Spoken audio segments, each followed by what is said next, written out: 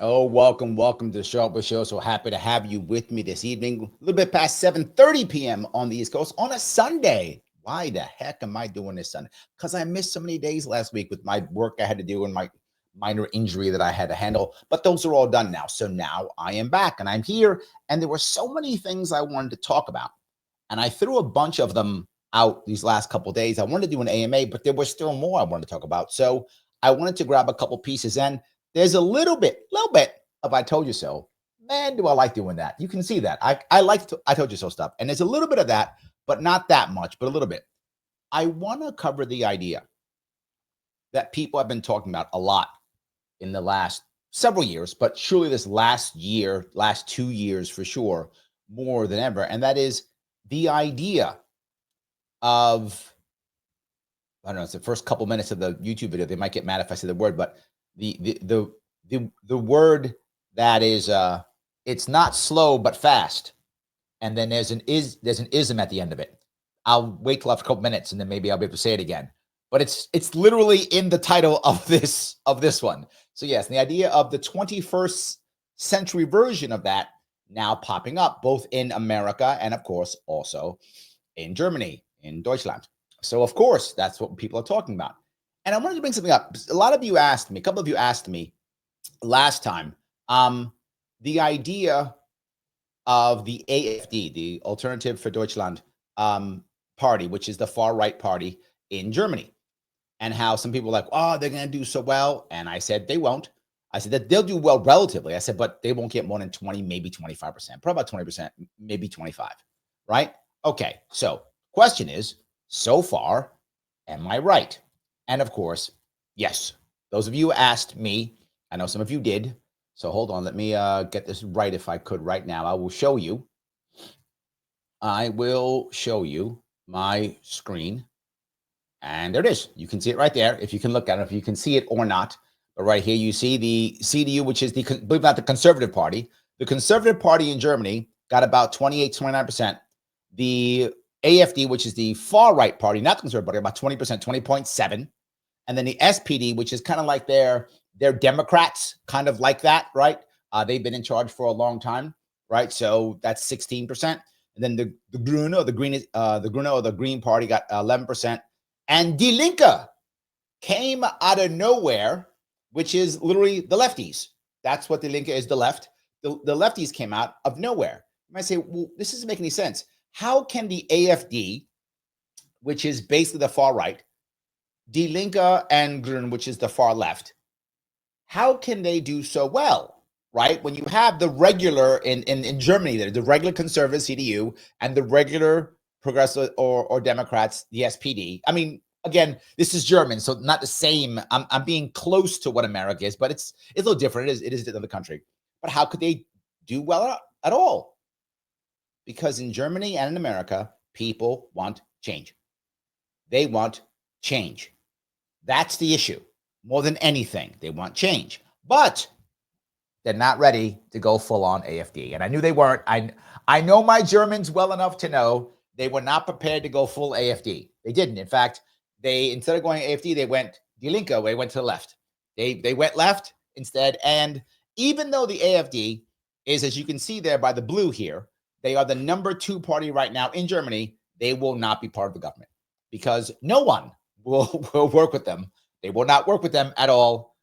Sorry, Alice Weidel, no one's going to work with you. That's how it works. So they will not work with them at all. So anyway, make sure that was clear. That's how that works. All right. That's the issue. That's what you see happening. You saw happening in Germany. Why did I bring this up? Because some people were asking about this, right? Now, Vivek brings up when he says, what do AfD, Javier Milei, and Donald Trump all have in common that Elon likes all three? I've also heard AfD being called milk toast libertarians. Is that accurate? No, they're not really. No. The AfD is not milk toast libertarians. There is a libertarian party. Well, it's called the FDP. I forgot what it stands for. but it's based on the Libertarian Party, and they got their ass kicked. Surprise! The FDP was part of the government, but they fought against the SPD, right? Not the FDP. They fought against the FDP, the Free Democratic Party, I think is what it's called. That's the Libertarian Party equivalent in Germany. They fought against. They had a coalition with the equivalent of the Democrats, the SPD. They were like, you guys suck. We don't like you anymore because we don't want you to tax and everything. And they basically broke it off. And when they broke it off, people said, you guys aren't good. You guys are nothing. In fact, most people in Germany think the FDP is milquetoast. And they're libertarians. They would rather have the AfD, which is the far right, or the CDU, which is the, I guess, center right. I guess you would call it that maybe. Or even still the SPD still has 17%. And they're like the Democrats equivalent. So yes, I do think that's a funny piece. So no, the AfD is not milquetoast libertarians. If anything, the libertarians in Germany are the milquetoast libertarians. The AfD is far more hardcore, and they're not really libertarian. I mean, they have some minor libertarian concepts, but they're not really libertarian. They're much more nationalistic than anything else. Much more that, and they're actually more pro-Russian and less pro-American than the other parties. The CDU is kind of pro-American-ish. The SPD has kind of not been because the SPD really wants to support Ukraine badly. So I think that's changed a bit. Anyway, I gave you all these issues. I hope that was clear. As I told you, when someone asked me this question a couple of days ago, what do I think is going to be a great power in the future? It will not be my beloved Deutschland. Germany is on its way to stagnation. And this is proof of it. They're on the way to stagnation. China is on its way to stagnation. Germany is on its way to stagnation. Japan's already in stagnation, been there forever, and will still be there. Britain is actually worse than stagnation. Britain is actually collapsing. It's not. France is already in stagnation. Britain is on its way to collapse. America has a choice coming up here soon. It's got to decide if it's going to go to stagnation or not, or maybe even to collapse. But otherwise, it's going to fall. It has to do something. So I hope that was clear. I kind of talked a lot on that one, but anyway, let me keep going if I could. Mike Voss here, he says, in case I passed out before the show, globe is moving center right, closing borders, etc. This is good long term, more stability and less terrorism. Left is terrified as they are losing power and have no answers. Well, I think part of that's correct. I think the left is terrified. And when I say left, again, I go center left. You said center right, center left. The center left is losing power and has no answers. The far left does have answers, not good ones, but they have answers, which is why you see Die Linke growing in Germany, the Green Party growing in Germany, while the center Democrats go down, right? Mainstream or center left is failing across the globe. That's accurate. Far left is not. That's why you see Die Linke and the Green Party grow. That's why you saw the only real, once RFK Jr. dropped out of the race in America here, the only person who had any chance of making any impact was actually the furthest left, which was Jill Stein, the Green Party. Now, she didn't, but she's the only one who had any chance of making any impact, maybe in Michigan. No one else had any chance at all. So the far left is actually still doing that. Now, you say most people less terrorism. That's not true. We have terrorism no matter what. Doesn't matter. Doesn't matter if it's center left or far left, whatever. There's terrorism all the time. And I know, Mike, you say this. A lot of Republicans say this. When there's strong leadership, there's not more terrorism. Absolutely not true. Nobody had to prove that. That's just stuff people say. It's not true. Again, I'll say it all the time. When Reagan was president, the Marines got blown up. When Bush was president, 9/11 happened. The worst terrorism has happened when Republicans were president. So it's just not true. It's a thing people say and they like it. It's not true at all. Terrorists attack when they decide it's appropriate. They don't care. They don't care about the consequences. Clearly they don't. Look at what happened in Israel. You think they didn't know there was going to be terrible consequences? They didn't know. They didn't care. They attack when they decide they're going to attack. If it happens to be a Republican president, if it happens to be a Democratic president, they're going to change them. They're going to do what they got. They do what they want to do. They're not looking at us. And the evidence is clear that's true. So I know you don't like that, Mike. I'm just telling you. There's no evidence what you just said. There's just none. That's just stuff that Republicans like to say to be strong. But you're right. They are closing borders. True. And I do think the left is terrified. It does have no answers. Here in America, too, the center left across the globe decided that it was just going to become establishment, and it actually pushed out the far left, the whole thing.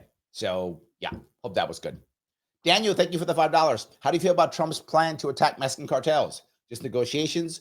Would this be another endless Afghan war consequences? I hope, and from what I saw, I haven't enough homework on this one. Actually, Mike might have done more homework on this one. Mike might know more about this than I would. Last I checked, the Mexican government is doing like a joint thing with America. If the Mexican government is a joint thing, some type of whatever the thing is going to be called, it won't be called a war, it'll be called something else.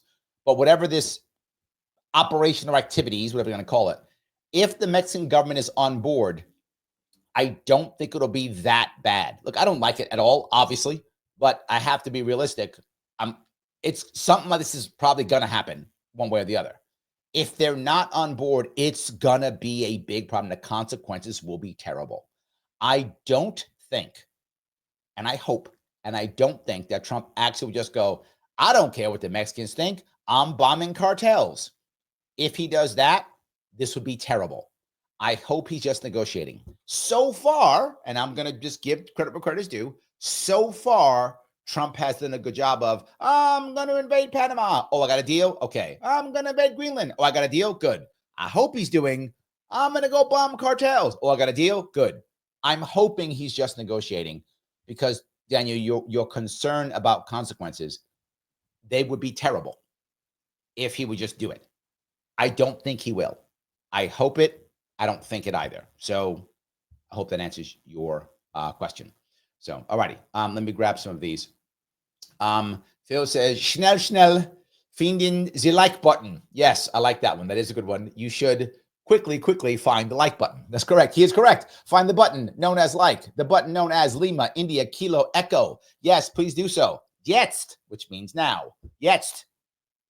Please do so now. Yes. He is correct. And if you haven't already reposted this, please repost this. If you haven't, wherever you might do it, please subscribe if you have not subscribed on YouTube. Follow me on Facebook, X, and Rumble. It does matter. When you do subscribe, make sure you click all notifications. You can always super chat me as you just saw someone do right now. Members, I try to grab them. Phil, you can see he's a member. He has that little thing next to him, showing him that he's a member. $4.99 per month. Click that join button to be that. Or you can become a member on Rumble if you like. Also, click that subscribe button only during the live. So yeah, I did want to bring that piece up. I just thought it was kind of interesting about how it's going in Germany. But I'm going to cover something here too with that same idea. I thought it was kind of interesting. Joel over on Rumble says, this age of self-censoring ourselves is a sad thing. Yes, you are correct. I have to censor myself on YouTube. Yes, because they're basically a monopoly and will devastate me if I don't. We have overlords. Yes, we have overlords. So he goes on to say, I watch a couple of English-speaking YouTube channels from Germany. They are not happy with the government or the economy. Yes, Germans are not happy. And I mean by droves. Like 75% or more of Germans feel unhappy or I made the number up, but I'm saying it's that high. It's a very high number. If you check all of the polling done, there's not a poll where less than 50% of Germans are unhappy. It's always more than 50%. I saw one was like 82% or something like that. So it's very high. Germans are not happy at all. This is why the far left and the far right grow, because the center proves it can't do the job. The SPD was, I mean, that's Angela Merkel. That's her party. She was in charge for what, 18 years, something like that? 15 years? Whatever. She was in charge for many years. I think 18, but whatever. For many, many years, she was in charge. This was her party. They were running Germany for a long time. For a long time. Not no more. Not no more. Absolutely. Not no more. I really think that that there's been a big change there. So, all right. I appreciate that. If I could, I do want to show you one thing which I wanted to show you last week. But I just didn't have time and I couldn't do it, but I want to bring it up now. And that is the way we're talking about fascism. I'm going to say it now. It's been 15 minutes into the show. Hopefully it'll be okay. And how we use that word for everything. And everybody's a fascist, and it almost has no meaning anymore. A guy named Tom Slater was in Cambridge Union, and he was talking about us as Americans, saying that basically Trump is a fascist. And he did a little speech. And I want to show you that. Some of you might have seen this. We're going all around. It's about a week old. I wanted to do it earlier, but I wanted to show you and kind of chat about it real fast if I could, because it's an important piece. Again, whether you support Trump or not, it doesn't matter. I think you should, this is something that we should be concerned about. The Knights, which is from Tom Slater. Order, please. Tom Slater is the editor of Spiked. He also writes regularly for The Spectator and The Telegraph, covering free speech, populism, and the culture war. Tom, you have the ears of the House. Thank you very much.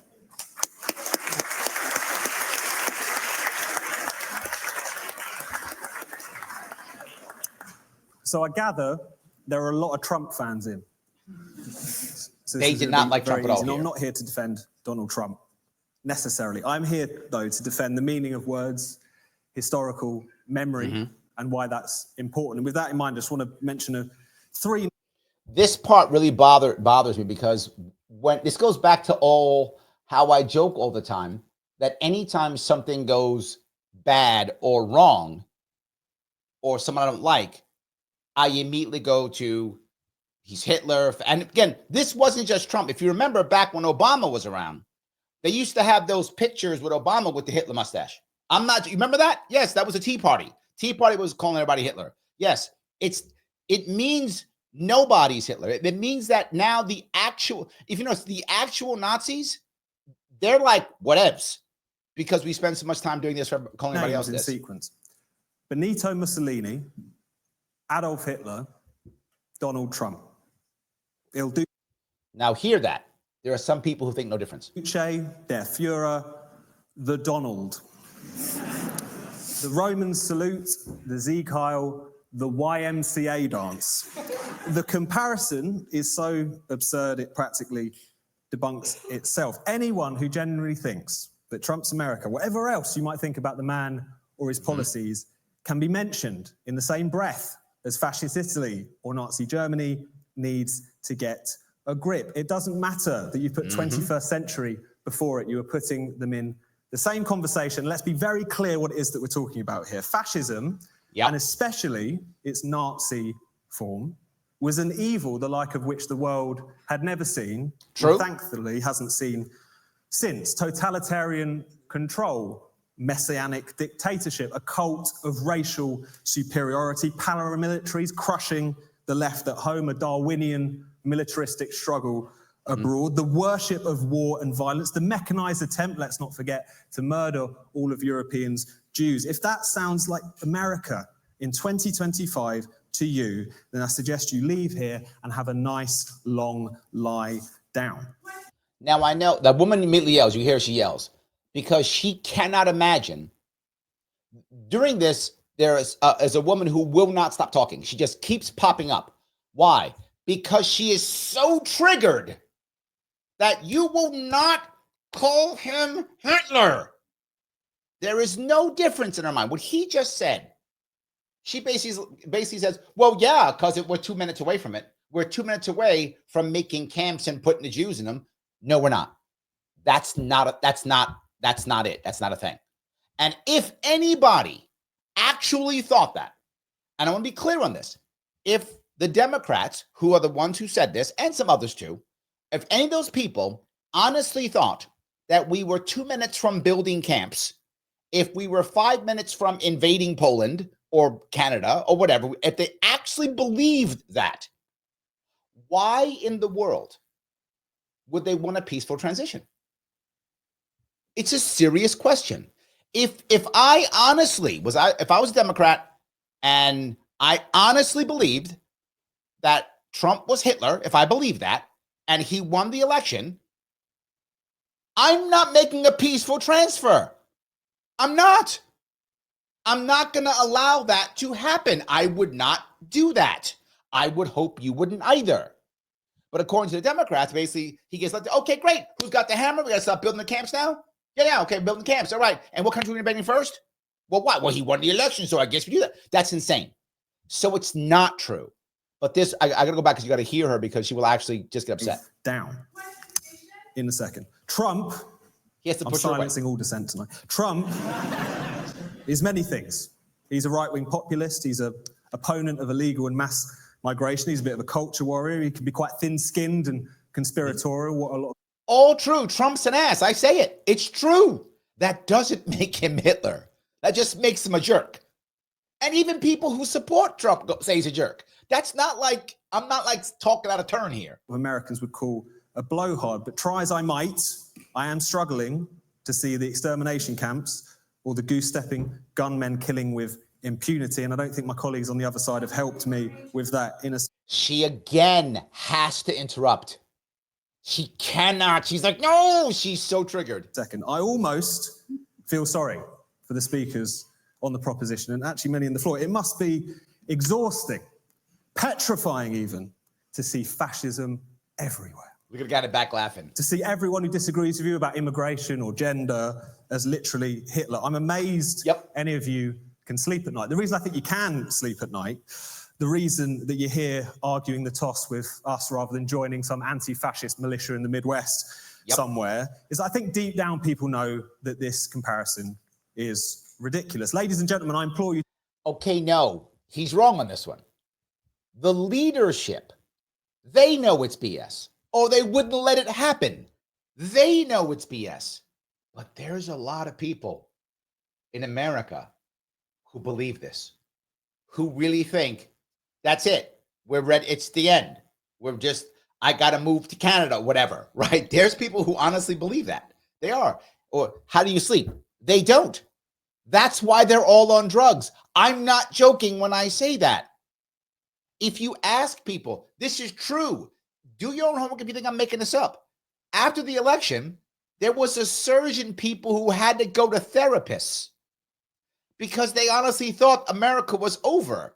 So people were going to psychiatrists to get prescription drugs. I wish I was joking. You don't know how much I wish I was joking.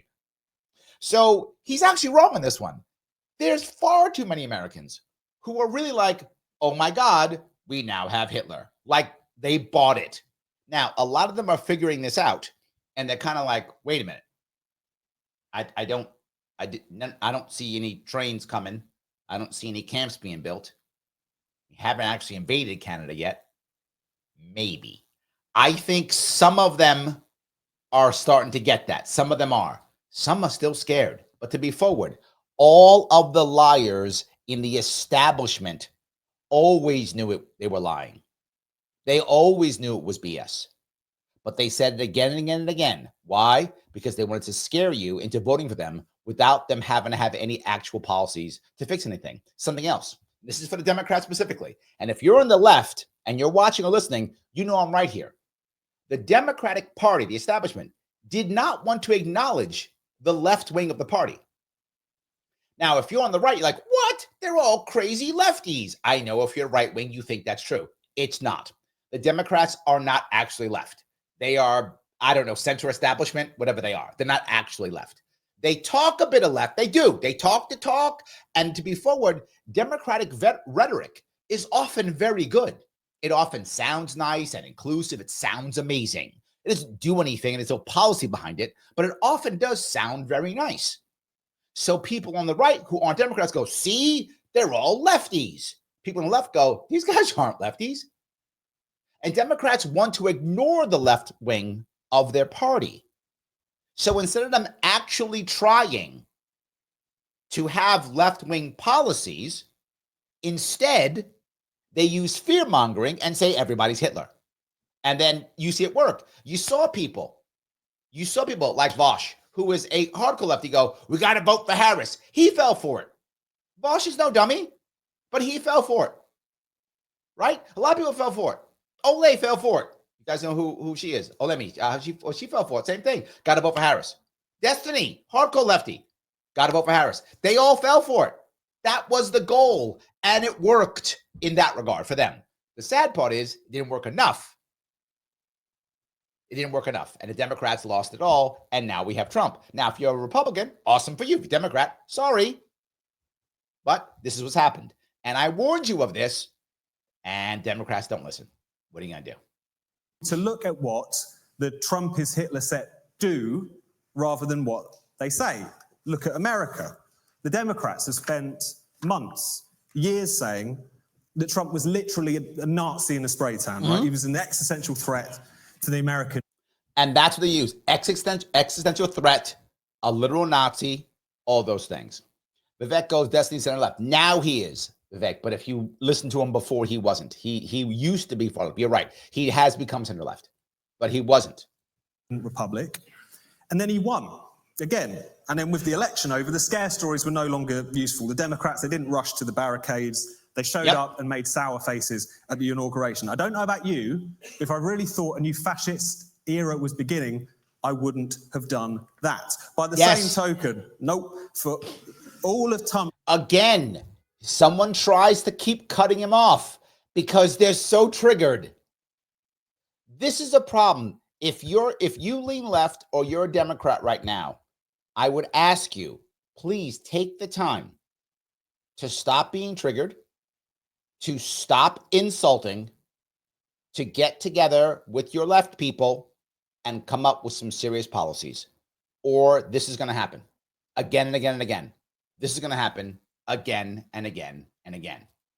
Tantrums after the 2020 election. Of course, we should talk about that. That shameful spreading of conspiracy theories about the presidency being stolen from him, and that dumb, senseless riot that was January the 6th. He did step down. The peaceful transfer of power did happen. That's something that doesn't tend to happen under fascist regimes. And I think it's also important that we deal with a subtext of this whole fascism debate. There is this idea that fascism is a product of an excess of democracy. You know, countries can't be too democratic, otherwise they will become fascistic. Think about that concept. Think about that concept. I can't make you free because if I let you be free, you'll become fascist. That's what he's saying. I can't make you free because if I do, then you'll become fascist. That is a myth that really needs to die. Mussolini, Hitler, these were not people who ever won a majority in a free and fair election. They were in. So this part, most people don't know, right? So he has to say this. There are two parts that matter. When it comes to Mussolini and Hitler, neither of them won majorities ever. That wasn't the thing. Neither did Tojo in Japan. None of them won the majority in the election. That's not what happened, which is why I told you the only way Germany becomes fascistic is if the AfD gets 50% or more. And some people are like, that'll never happen. Correct. If that ever does happen, maybe it will happen one day. If it happens, Europe will be changed for, I don't know how much, for decades, if that ever does happen. Because that would mean Germany's actually going fascistic as a population. And that hasn't happened in the past. Only 30% of people, when Hitler took over, were members of voters, were members of the Nazi Party. Only 30%. And look what happened. Imagine if 50% were. Imagine if 50% were. So, yeah,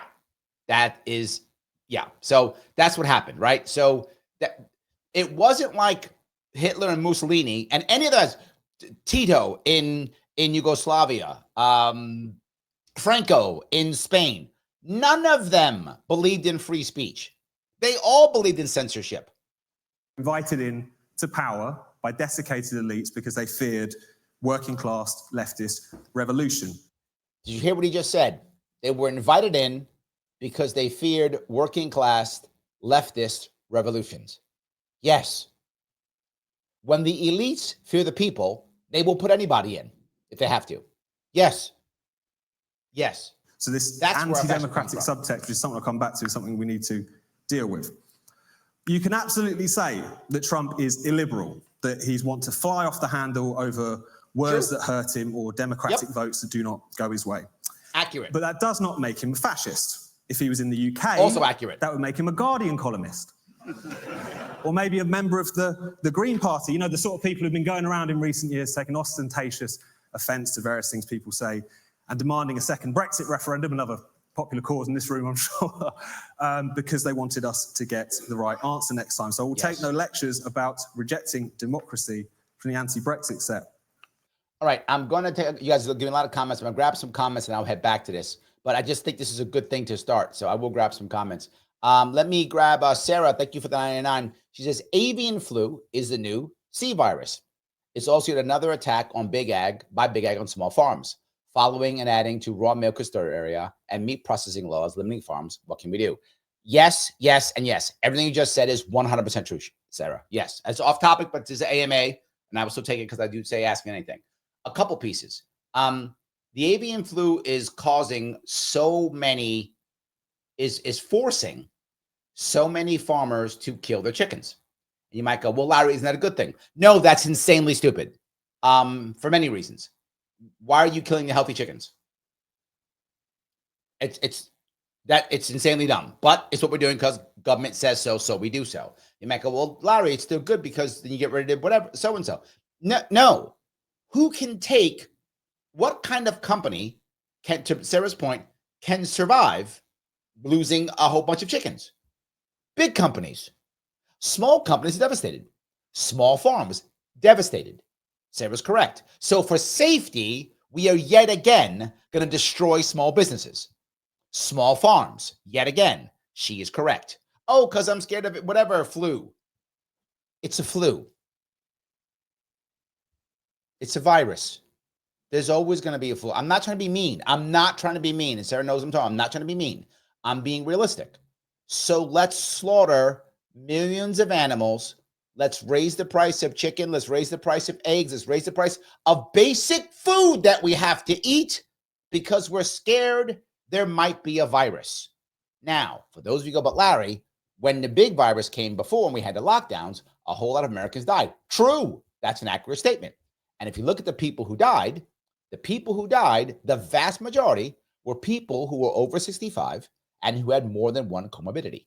That's true. If you don't like that, you're making it up. That's the vast majority of people who died were in that age range and had that situation. The amount of healthy children who passed away from the C virus, 0. Let me say it again.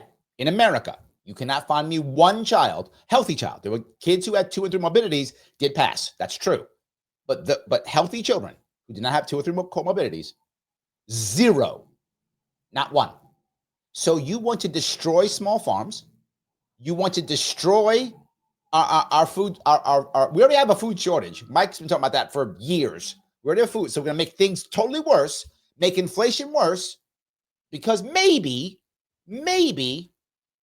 a bunch of people over 65, and not even a majority, many will, over 65, who have multiple comorbidities. To be very fair, if you have 2 or 3 or 4 comorbidities and you're over 65, I'm not being mean. You probably know the much longer anyway. And that may sound cruel. I don't care. I will not accept lockdowns again. I will not accept destroying our children, which is what we did. We are still paying the price for our children not going to school, not learning, getting stuck online, getting stuck watching spicy content at home. All that, we're still paying for that because you were afraid, not you, Sarah, but as a country, that several 100,000 people over 65 with 2 or 3 comorbidities, the average person who passed away was in their 70s, if I'm not mistaken.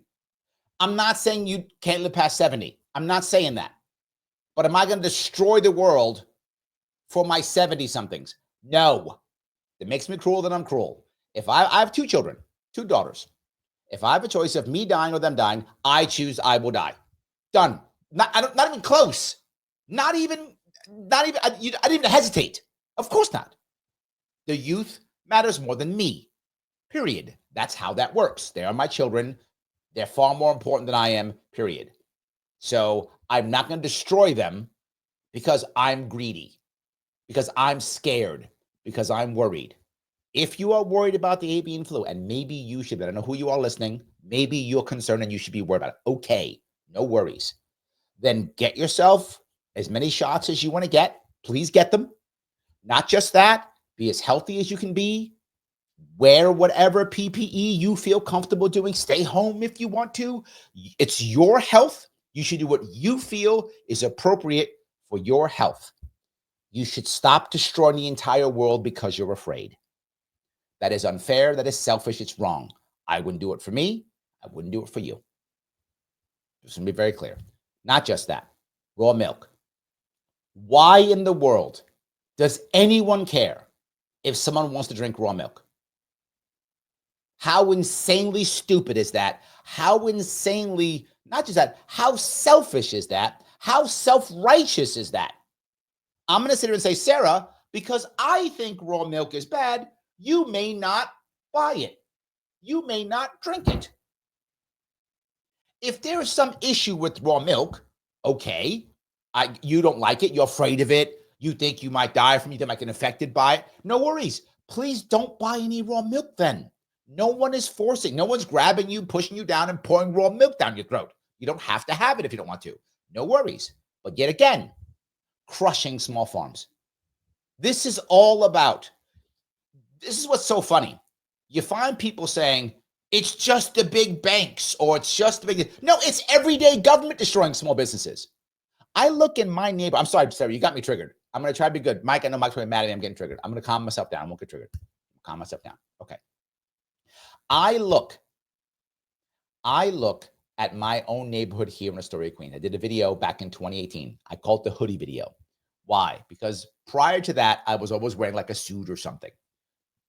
And the guy who was running my marketing at the time said, hey, Larry, like when you're around your neighborhood, what do you actually wear? I said, I wear a hoodie. He said, put a hoodie on. We're going to go in your neighborhood and shoot a video. I said, all right, put a hoodie on.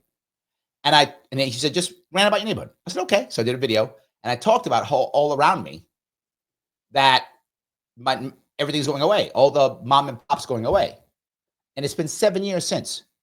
You can't find, I think in my entire area neighborhood, there's like 1 or 2 mom and pops. They're all gone. They're all gone. Everything else is a chain. Everything's a chain, right? No more, Sarah's coffee shop.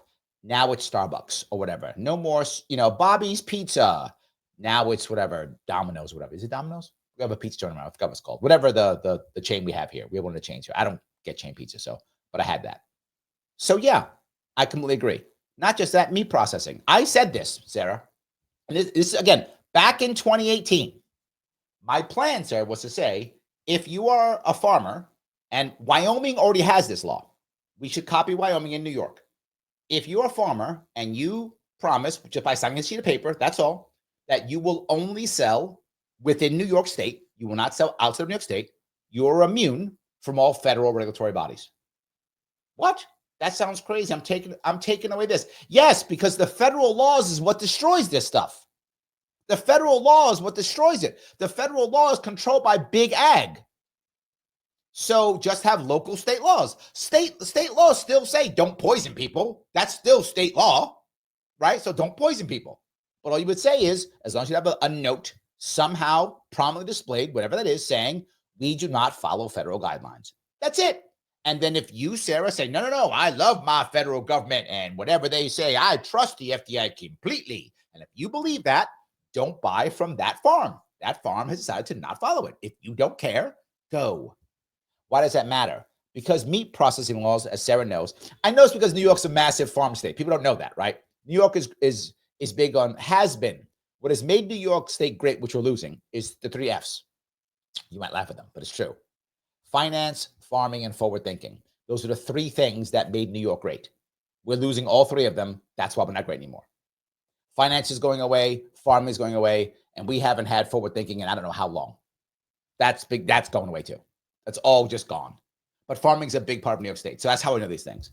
If you're a small farm, you have to pay and do all the rules for a massive, slaughtering house. Well, you can't afford that stuff. You can't. Why can't you just slaughter your animal and sell it to your neighbor? Oh, no, you got to follow meat processing laws. Why? I just want to, I'm a local farm. I want to go farm a table. What's wrong with that? Well, then people won't know. Then put a sign, a big sign. Make a big sign. We don't follow federal guidelines. And if that scares you, don't eat there. I'm sorry, Sarah. You got me going, but you're completely correct. What can we do was your actual question. What we can do is what I'm doing right now. Not accept lockdowns ever again. Just no lockdowns ever again. And run locally, which I hope to do soon, so that I can tell people and show people you don't need federal guidelines. We're learning it already. We're seeing how the federal government controls us already. That's the one good thing that we're seeing out of all this chaos. We're seeing this for sure, right? There's a lot of chaos, but we're seeing this. And I'm not mad at it. I think that's what we do. I hope I answered your question at least. So yes. Andrew, thank you for the $5. Did you see Cisco had recall protein shakes distributed to senior homes because of listeria, a highly processed shake, and not raw dairy product? Wait a minute, that's impossible, Andrea. I'm sure that was authorized by the FDA, and they're never wrong. So that can't be true. Somehow they must have broken the rules somehow because they follow the rules. Magic happens, and there's never a problem.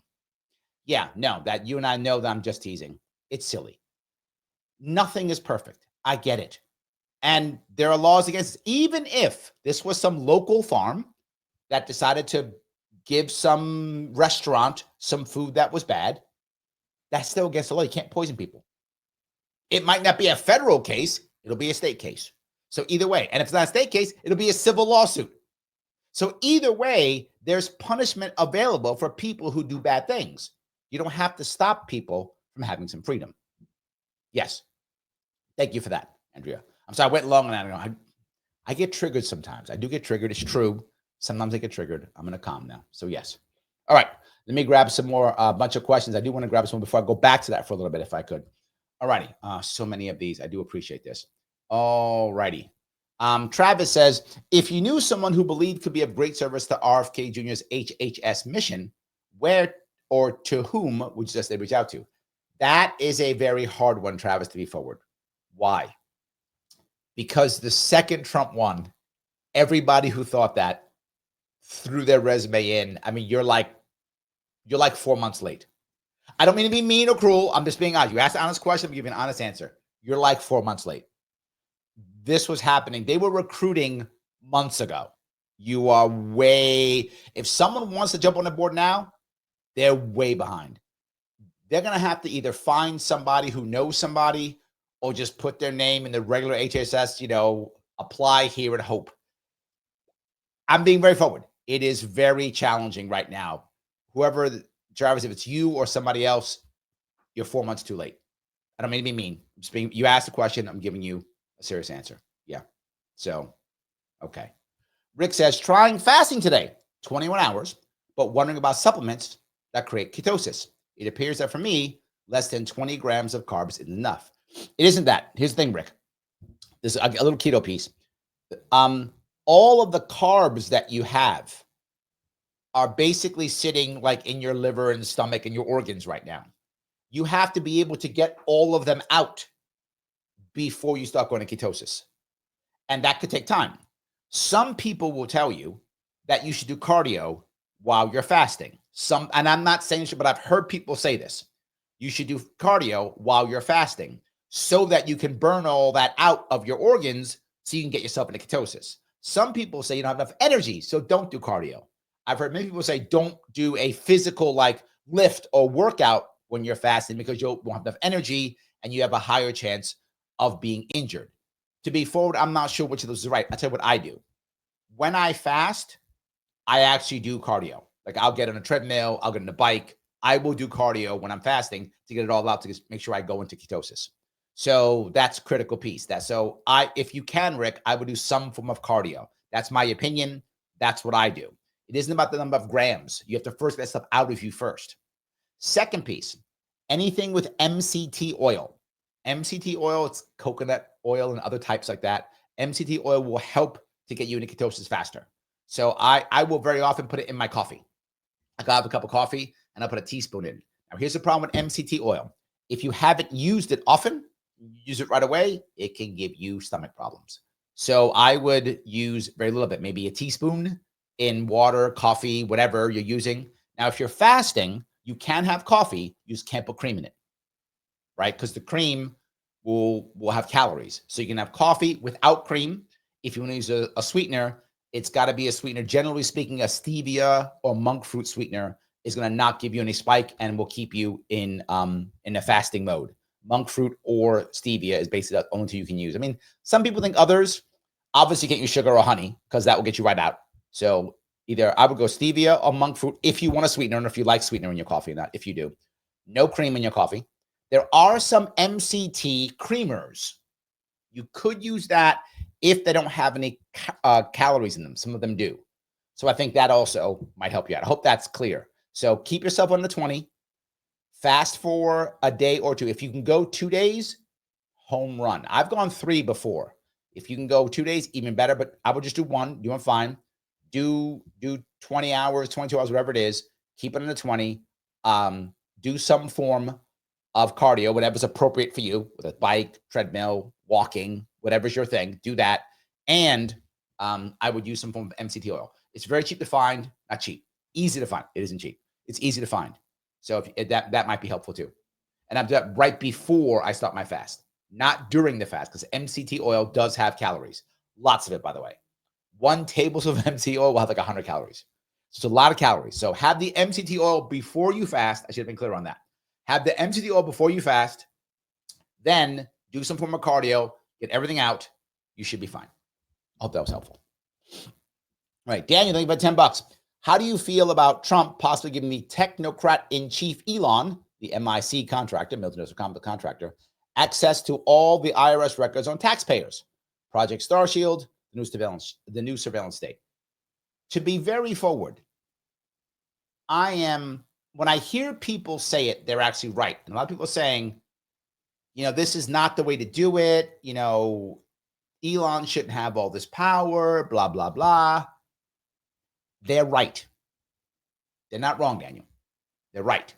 He shouldn't. The problem is there has been no other answer. And there have been decades. Germany is a perfect example is happening. America, a perfect example is happening. There's been no other answer. And with no other answer, this is what we get. The pendulum swings too far. I am not happy about that. And what are we going to do about it? Do we just go back to status quo? Do we go back to doing nothing? Do we go back to, we were on the verge, and I think you know too, Daniel, of violence. America was on the verge of violence. We're not anymore. We're not. You may think, well, we're not. But people are like, okay, something's changing. Let me watch. If this was 3-4 years ago, does it happen? We'd be jumping out of our skin. But nothing changed for years. Now something's changing. We're accepting of it. So your fear, I'm assuming you have a fear of this. I do too. I don't like it. I don't know what other option that we could have had. But no, of course I don't like it. Why? I don't like this. Of course not. I don't want that. Why would I want Elon Musk? Don't get me wrong. Smart guy doing great stuff. I've no shade on him for him having his success. He knows how to be successful. He's also a massive government grifter. That's also true. So both of those things are true. He is a massive government grifter. He is a military industrial complex contractor. Of course, yes. And he gets stuff done. Both of those things are true. Do I really want this guy who believes he's the savior of humanity to have all this power? No. But do I want America to keep going down the spiral toilet that it's been going down for the past, 20, 30, 40 years, whatever you want to call it? No. Do I wish I could have gotten in and got some change? That Gary Johnson could have gotten in and got some change? That Ron Paul could have gotten and got some change? Yes, I wish we could have got some change. We couldn't. The system told us, go to hell. I know. I tried more than once. Gary Johnson raised $13 million. Couldn't break 5%. I raised $500,000 just in New York State. Couldn't get on the ballot. Couldn't get on the ballot. RFK Jr. spent $20 million on ballot access. Couldn't get on the ballot. Spent $1 million in New York State. Couldn't get on the ballot. They've made a system, Daniel, where we cannot make change. I was at a Republican event last week talking to them about the mayoral race, what's happening in New York City, right? Chatting about this and about that. They're all like, what are we going to do? We can't do anything. And they're like, well, Larry, why don't you maybe try to run locally in your area? I said, they haven't run locally. No, the Republican Party, no other party except the Democrats have run a candidate. They haven't run a candidate in 10 years, Daniel. In my area, when the Democrats run at the general election, they win 99-1. There's 1% of write-ins and 99% are Democrats. That's Kim Jong-un numbers. That's Saddam Hussein numbers. Right? Putin wishes he got numbers like that. Putin can't get them numbers. That's what happens in my area. So I'm not saying you're wrong. I'm not saying at all that your fears aren't valid. I have them too. I've just watched the system completely ignore the people again and again and again. And if I have to put up with this to make change, I'm going to shut up. I'm going to shut up. I do love my country. I would like it to change. This is not the best way. I agree with you. It's not. And the left said, this is the wrong way of doing things. The left's correct when they say it. They're right. This is not the best way of doing it. Right. But you had the country for years and you did shit. So you get this now. You could have changed it the right way. You didn't. You get this. You could have made change. You didn't. You get this. That's how it works. So I'm sorry. I'm getting triggered today. You got you triggering me tonight. Oh, here comes Sarah. Uh-oh. Am I getting triggered again, Sarah? All right. Sarah says, thank you for the $4.99. If you ever do a live with guest and topic farms, I'll do an expose on all the lies, like Vital Farms. Thanks for backing small farmers. Oh, I appreciate that. You know, I should do more guests. I haven't, because to be very forward, I have been very busy with work these last couple of months. I mean, like crazy busy with work. And doing this show and getting guests and such takes a lot of time. And I just haven't had the time to do it. I just haven't. I'm so behind on shows I should be doing, guests I have to have on, collabs I should be doing, and I just haven't had time. I've actually been considering taking time off from work, taking a leave of absence, just so I could work on that. I've considered it because I'm so far behind on doing better shows like that. So thank you for that reminder, Sarah. My team's going to yell at me tomorrow. Say, Sarah's right. That's what. See, Sarah, now you can get me in trouble with my team. So, weapons, thank you for the $5. If we want to make it really fair / transparent with the IRS, then all citizens to the same level of access. Not an end solution, but a starting point. I love that idea. I love the concept. The problem now becomes, then does everyone get access to everybody's income? Right? So everyone sees everybody's income. That's a weird one. Now, here's what I like about that. People go, I don't want you to know my income. Yes, you know what? How about nobody does? How about we have no income tax because nobody should know? It's nobody's business. But I get your point, right? I love this concept, right? Well, that's the other part here. Okay, what makes some bureaucrat any better or worse than Elon Musk in theory? Like, I get what Daniel's saying. Elon Musk is far more powerful and a military-industrial complex. Yeah, God, Daniel's correct. But theoretically, because some guy's rich versus some guy being poor versus some guy being middle class versus some guy being super rich. In theory, should anybody have that information? Super weapons? Or we all should. You're right. Then we all know what everybody makes. They go, what's Daniel make? Oh, he makes that kind of money. Okay, what's Andrea make? Let me go check. And I can just see what everybody makes. You can do that. Then you have guys who are savvier. I'm not saying who, but certain people I know, who may be me, who go out of their way to literally make as little as possible because they want to pay less taxes. Because remember, not tax evasion. Tax evasion is against the law. You should not do it. Tax evasion is bad. However, tax avoidance, it is our American duty. Just saying. Literally, our country was started for tax avoidance. So, yes, I get your point completely. All right, let me grab, if I could, I'm going to head over to Rumble and grab a couple of Rumble rants if I can. First was from Texas spy historian, just saw soldiers starve. And I can't believe the Army stole $151 million from soldiers' food funds in 2025, leaving them short on meals like during Thanksgivings, base division. Wow, I didn't know that. He goes on to say, thank you for the dollar, all noting it, but doing nothing about it. Where'd that money really go? And why can't they account for it? What's your take on this fraud, waste, and abuse? The military-industrial complex and the Pentagon is one of, if not the worst perpetrators of fraud, waste, and abuse. Probably the worst, but if not the worst, surely top 2, top 3. So yes, I was in the military. I've been in the military. You know the waste, the fraud. You could be a private.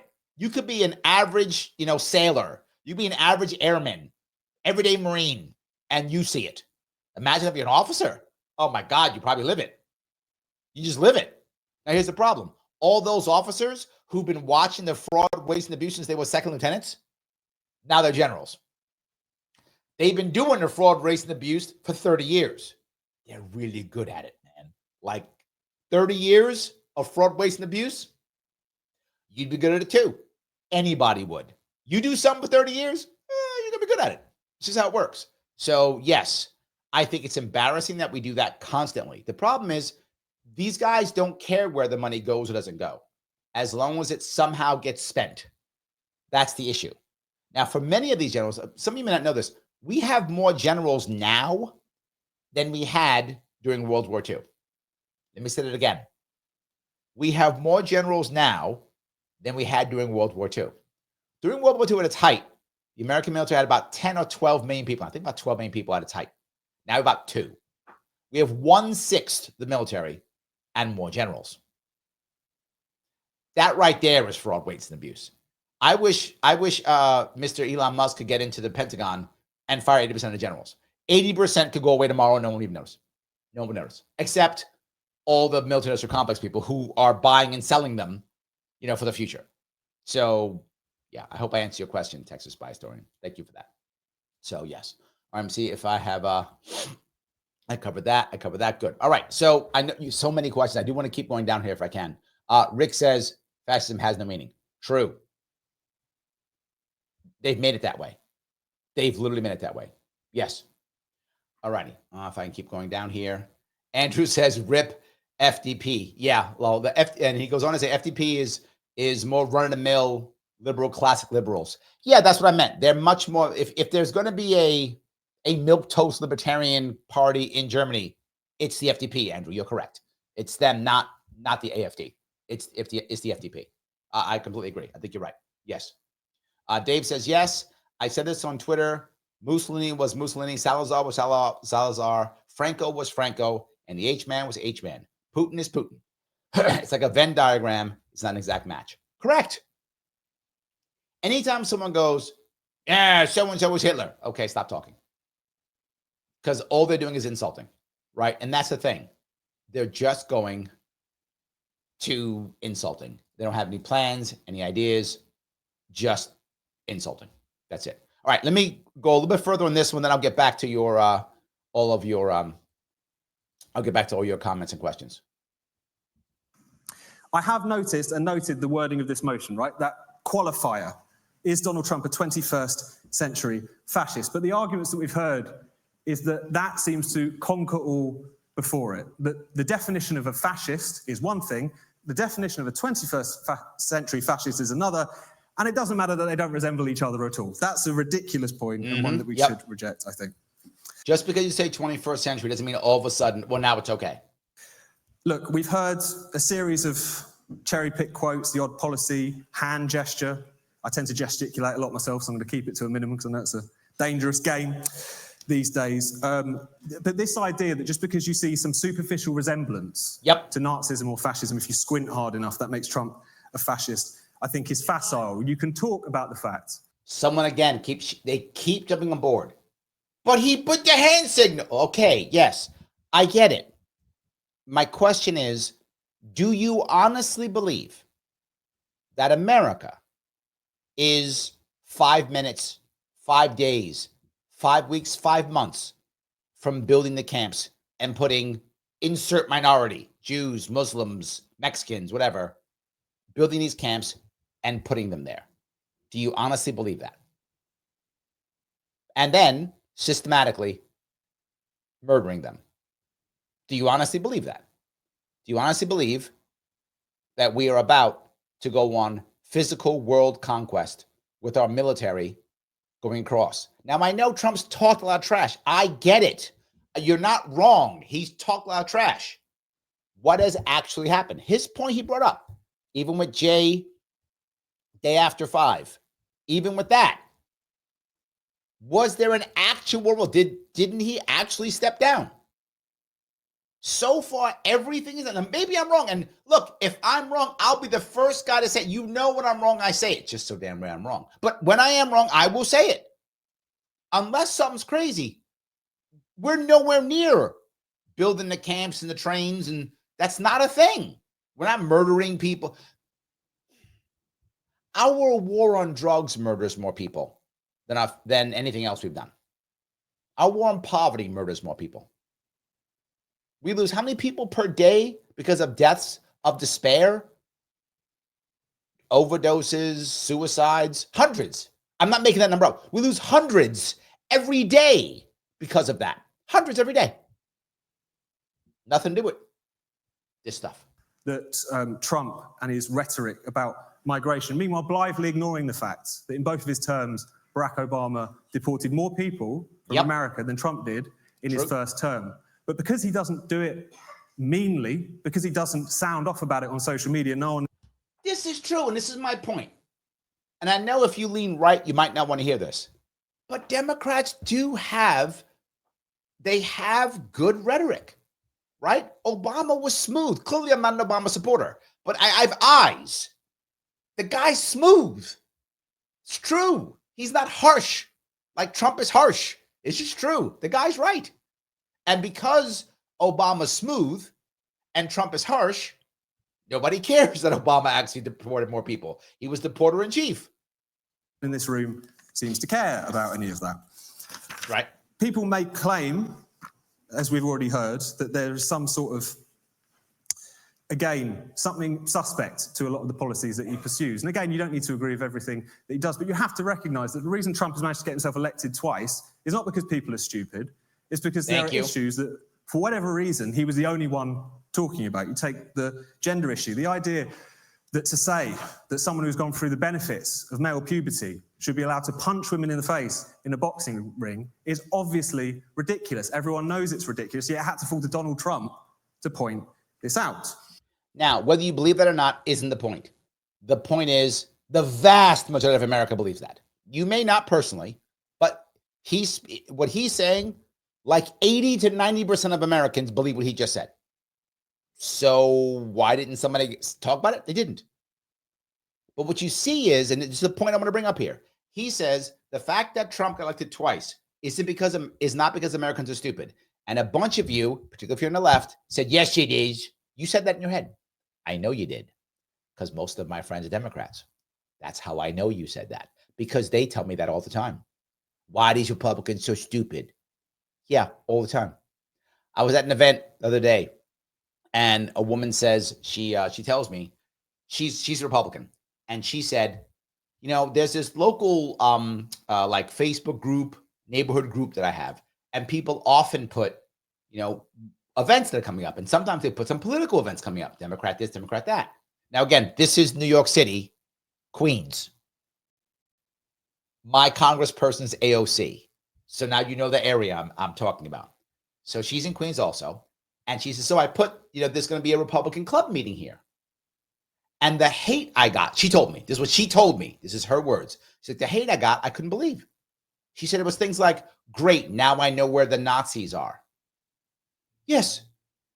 So you might think people don't think that. No. There's a lot of people. And if you thought that, you lean left, oh, you're a Democrat. Because lots of Democrats actually believe, yep, they're all stupid. Oh, they're all Nazis. They believe that. Immediately insult? Okay. When I was at a Republican event last, I was at 2 Republican events last week here in New York.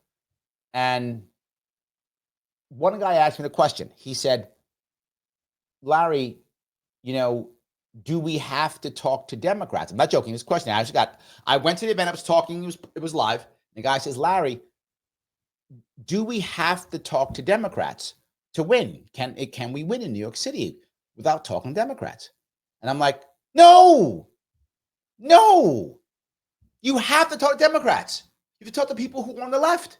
You have to. You can't just call them all crazy, which, to be forward, Republicans, they said they literally call themselves, if you for those who don't know this, in New York City, the people in New York City who are Republicans call themselves the Common Sense Caucus. I'm not joking. That's their name. That's their name. They say Democrats don't have common sense. That's what they say. Now, if you're a Democrat, how's that feel? No different than some Democrat insulting some Republicans. Insults don't work. You've heard me say nationally, Democrats just insult Republicans. Doesn't work. Well, in my state, Republicans just insult Democrats. Doesn't work. Doesn't matter what side you're on. Insulting the other doesn't work. That's not how that works. You fail. So he literally asked that question. I'm like, yes, we have to talk to him. He said, how? This is what he told me. How? They're crazy. They don't have any, they have no common sense. That's what he told me. And I said, focus on the outcome.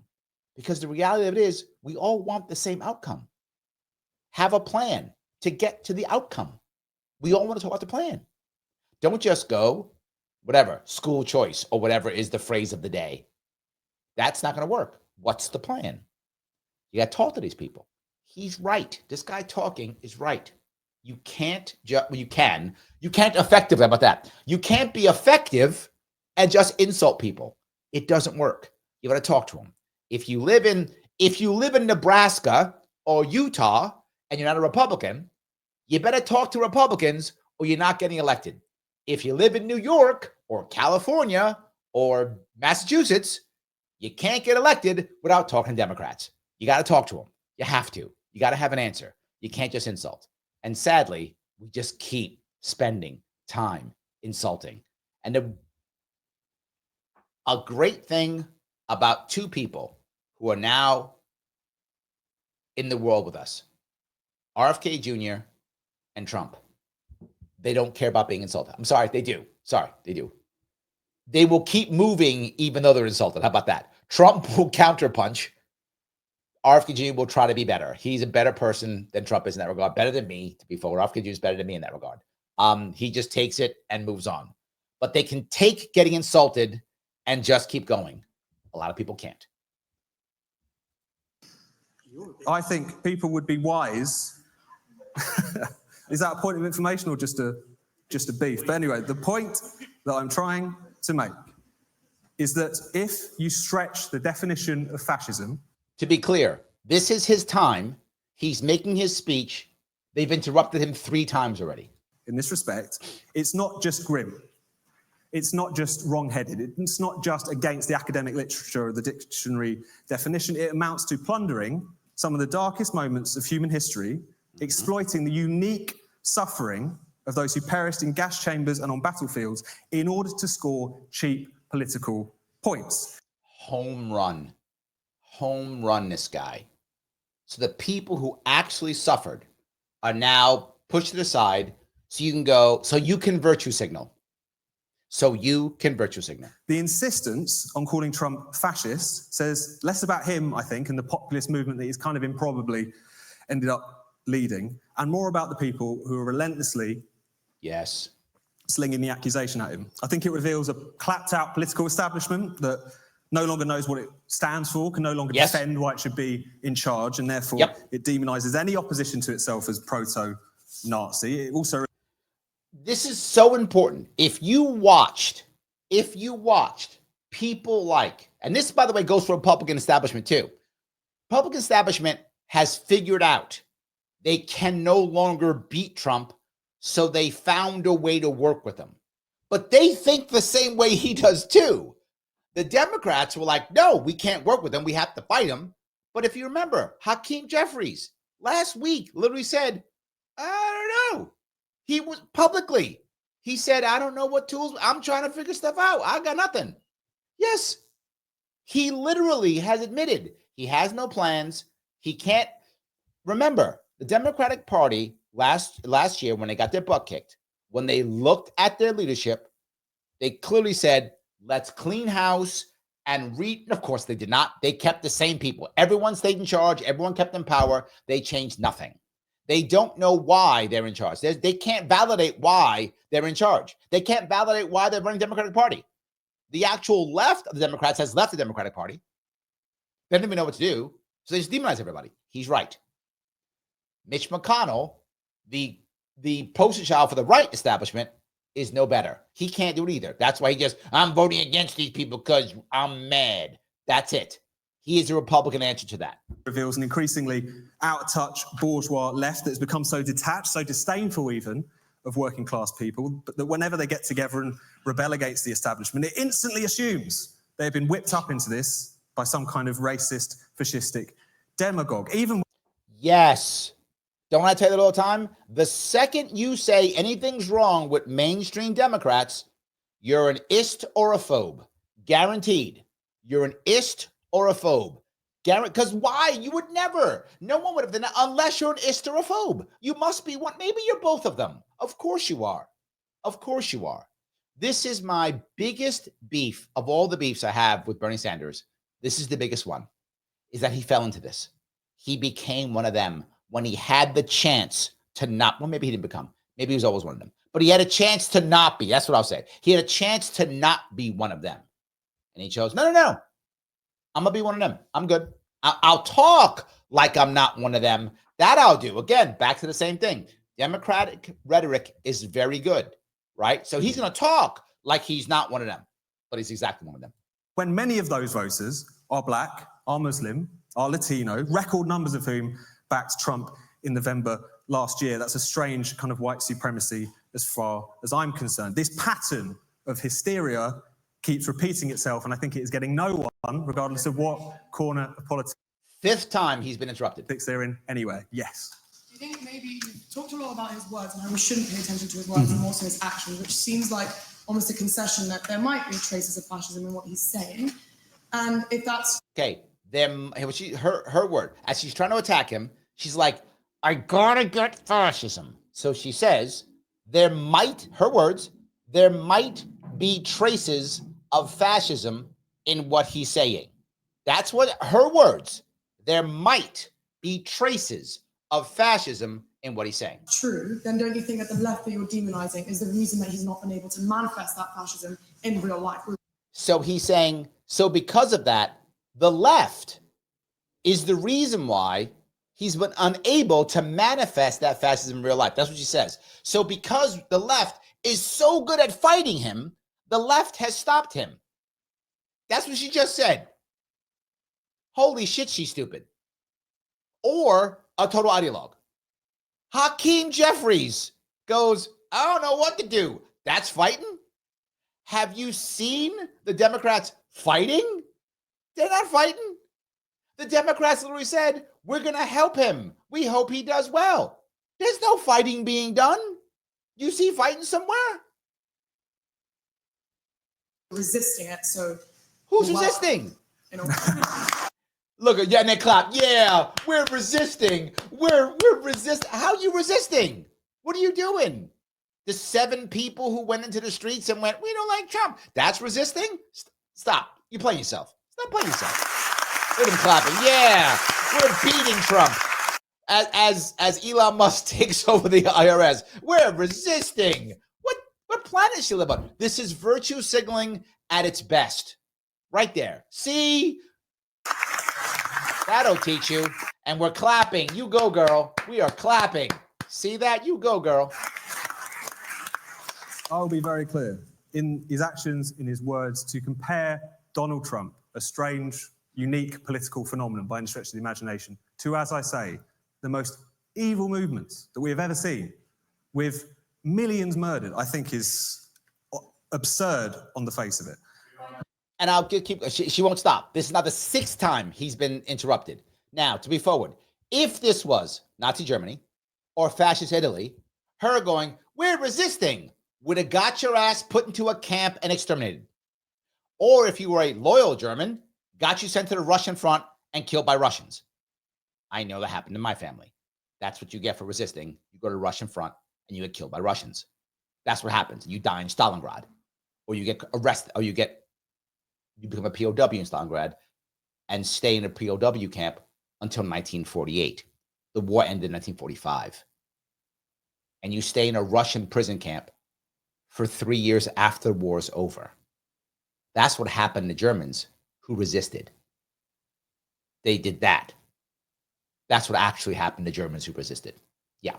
So she can shut her mouth. She's an idiot. I don't mean to be mean.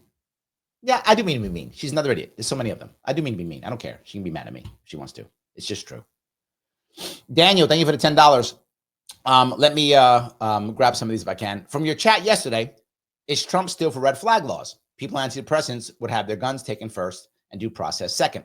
Any reason to be skeptical on this?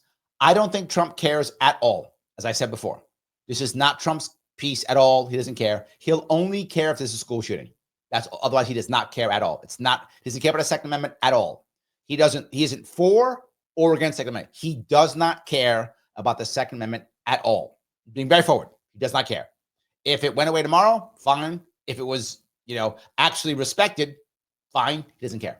He will only care if there is a school shooting, and then he will react accordingly to whatever he thinks is the best case. He has more people around him now who'd probably be against red flag laws. So I think he'd be against red flag laws. That's my thought process. Only because he doesn't care about the Second Amendment at all. It's not on his radar. Not something he thinks about. Not a thing. So that's why. I hope that was clear. Kay, thank you for the $5. I asked AI to give me a list of states where China owns farmland near military bases. The amount was 20 as of 2022. What's your take on that? I think that's a big issue. I completely agree. It's a big issue. I'm not necessarily against it necessarily, but the fact that very few people actually know that, a lot of Chinese companies that are directly linked to the CCP are buying massive amounts of farmland. That's true. Now, I don't know if that's necessarily a bad thing. What I do know is the vast majority of Americans don't know that, John. They don't know that. They're like, what? No, that can't be true. Yes, a lot. And it's still getting bigger.